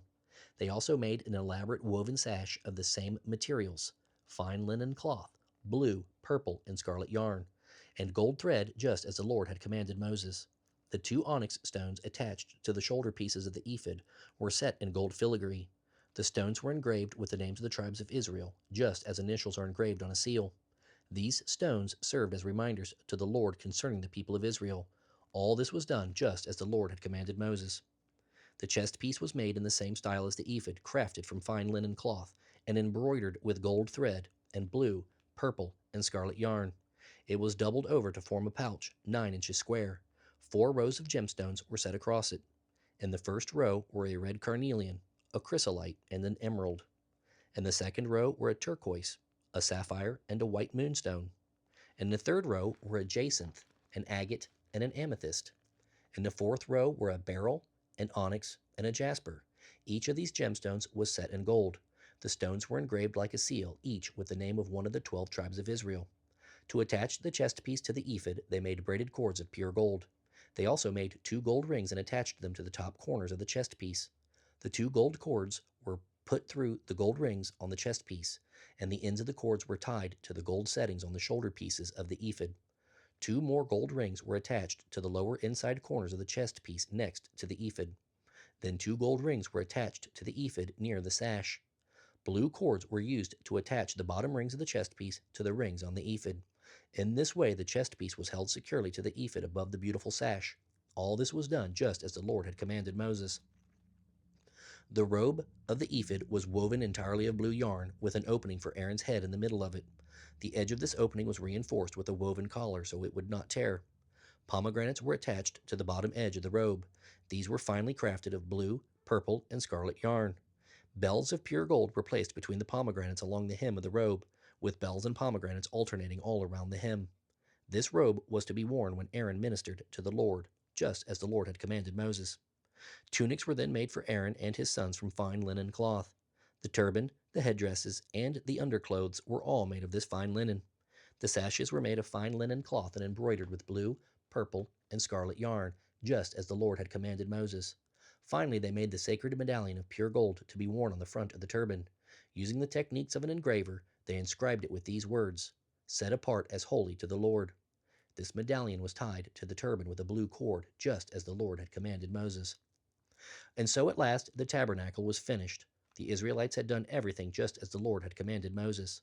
And they brought the entire tabernacle to Moses, the sacred tent with all its furnishings, the clasps, frames, crossbars, posts, and bases, the layers of tanned ram skins and fine goatskin leather, the inner curtain that enclosed the most holy place, the Ark of the Covenant and its carrying poles, the ark's cover, the place of atonement, the table and all its utensils, the bread of the presence, the gold lampstand and its accessories, the lamp cups and the oil for lighting, the gold altar, the anointing oil, the fragrant incense, the curtain for the entrance of the sacred tent, the bronze altar, the bronze grating, its poles and utensils, the large wash basin and its pedestal, the curtains for the walls of the courtyard and the posts and bases holding them up, the curtain at the courtyard entrance, the cords and tent pegs, all the articles used in the operation of the tabernacle, the beautifully crafted garments to be worn while ministering in the holy place, the holy garments for Aaron the priest and for his sons to wear while on duty. So the people of Israel followed all of the Lord's instructions to Moses. Moses inspected all their work and blessed them because it had been done as the Lord had commanded them. The Lord now said to Moses, "Set up the tabernacle on the first day of the new year. Place the Ark of the Covenant inside and install the inner curtain to enclose the Ark within the most holy place. Then bring in the table and arrange the utensils on it, and bring in the lampstand and set up the lamps. Place the incense altar just outside the inner curtain, opposite the Ark of the Covenant. Set up the curtain made for the entrance of the tabernacle. Place the altar of burnt offering in front of the tabernacle entrance. Set the large wash basin between the tabernacle and the altar and fill it with water. Then set up the courtyard around the outside of the tent and hang the curtain for the courtyard entrance. Take the anointing oil and sprinkle it on the tabernacle and on all of its furnishings to make them holy. Sprinkle the anointing oil on the altar of burnt offering and its utensils, sanctifying them. Then the altar will become most holy. Next, anoint the large wash basin and its pedestal to make them holy. Bring Aaron and his sons to the entrance of the tabernacle and wash them with water. Clothe Aaron with the holy garments and anoint him, setting him apart to serve me as a priest. Then bring his sons and dress them in their tunics. Anoint them as you did their father, so they may serve me as priests. With this anointing, Aaron's descendants are set apart for the priesthood forever, from generation to generation. Moses proceeded to do everything as the Lord had commanded him. So the tabernacle was set up on the first day of the new year. Moses put it together by setting its frames into their bases and attaching the crossbars and raising the posts. Then he spread the coverings over the tabernacle framework and put on the roof layers, just as the Lord had commanded him. He placed inside the ark the stone tablets inscribed with the terms of the covenant, and then he attached the ark's carrying poles. He also set the ark's cover, the place of atonement, on top of it. Then he brought the ark of the covenant into the tabernacle and set up the inner curtain to shield it from view, just as the Lord had commanded. Next he placed the table in the tabernacle, along the north side of the holy place, just outside the inner curtain, and he arranged the bread of the presence on the table that stands before the Lord, just as the Lord had commanded. He set the lampstand in the tabernacle across from the table on the south side of the holy place. Then he set up the lamps in the Lord's presence, just as the Lord had commanded.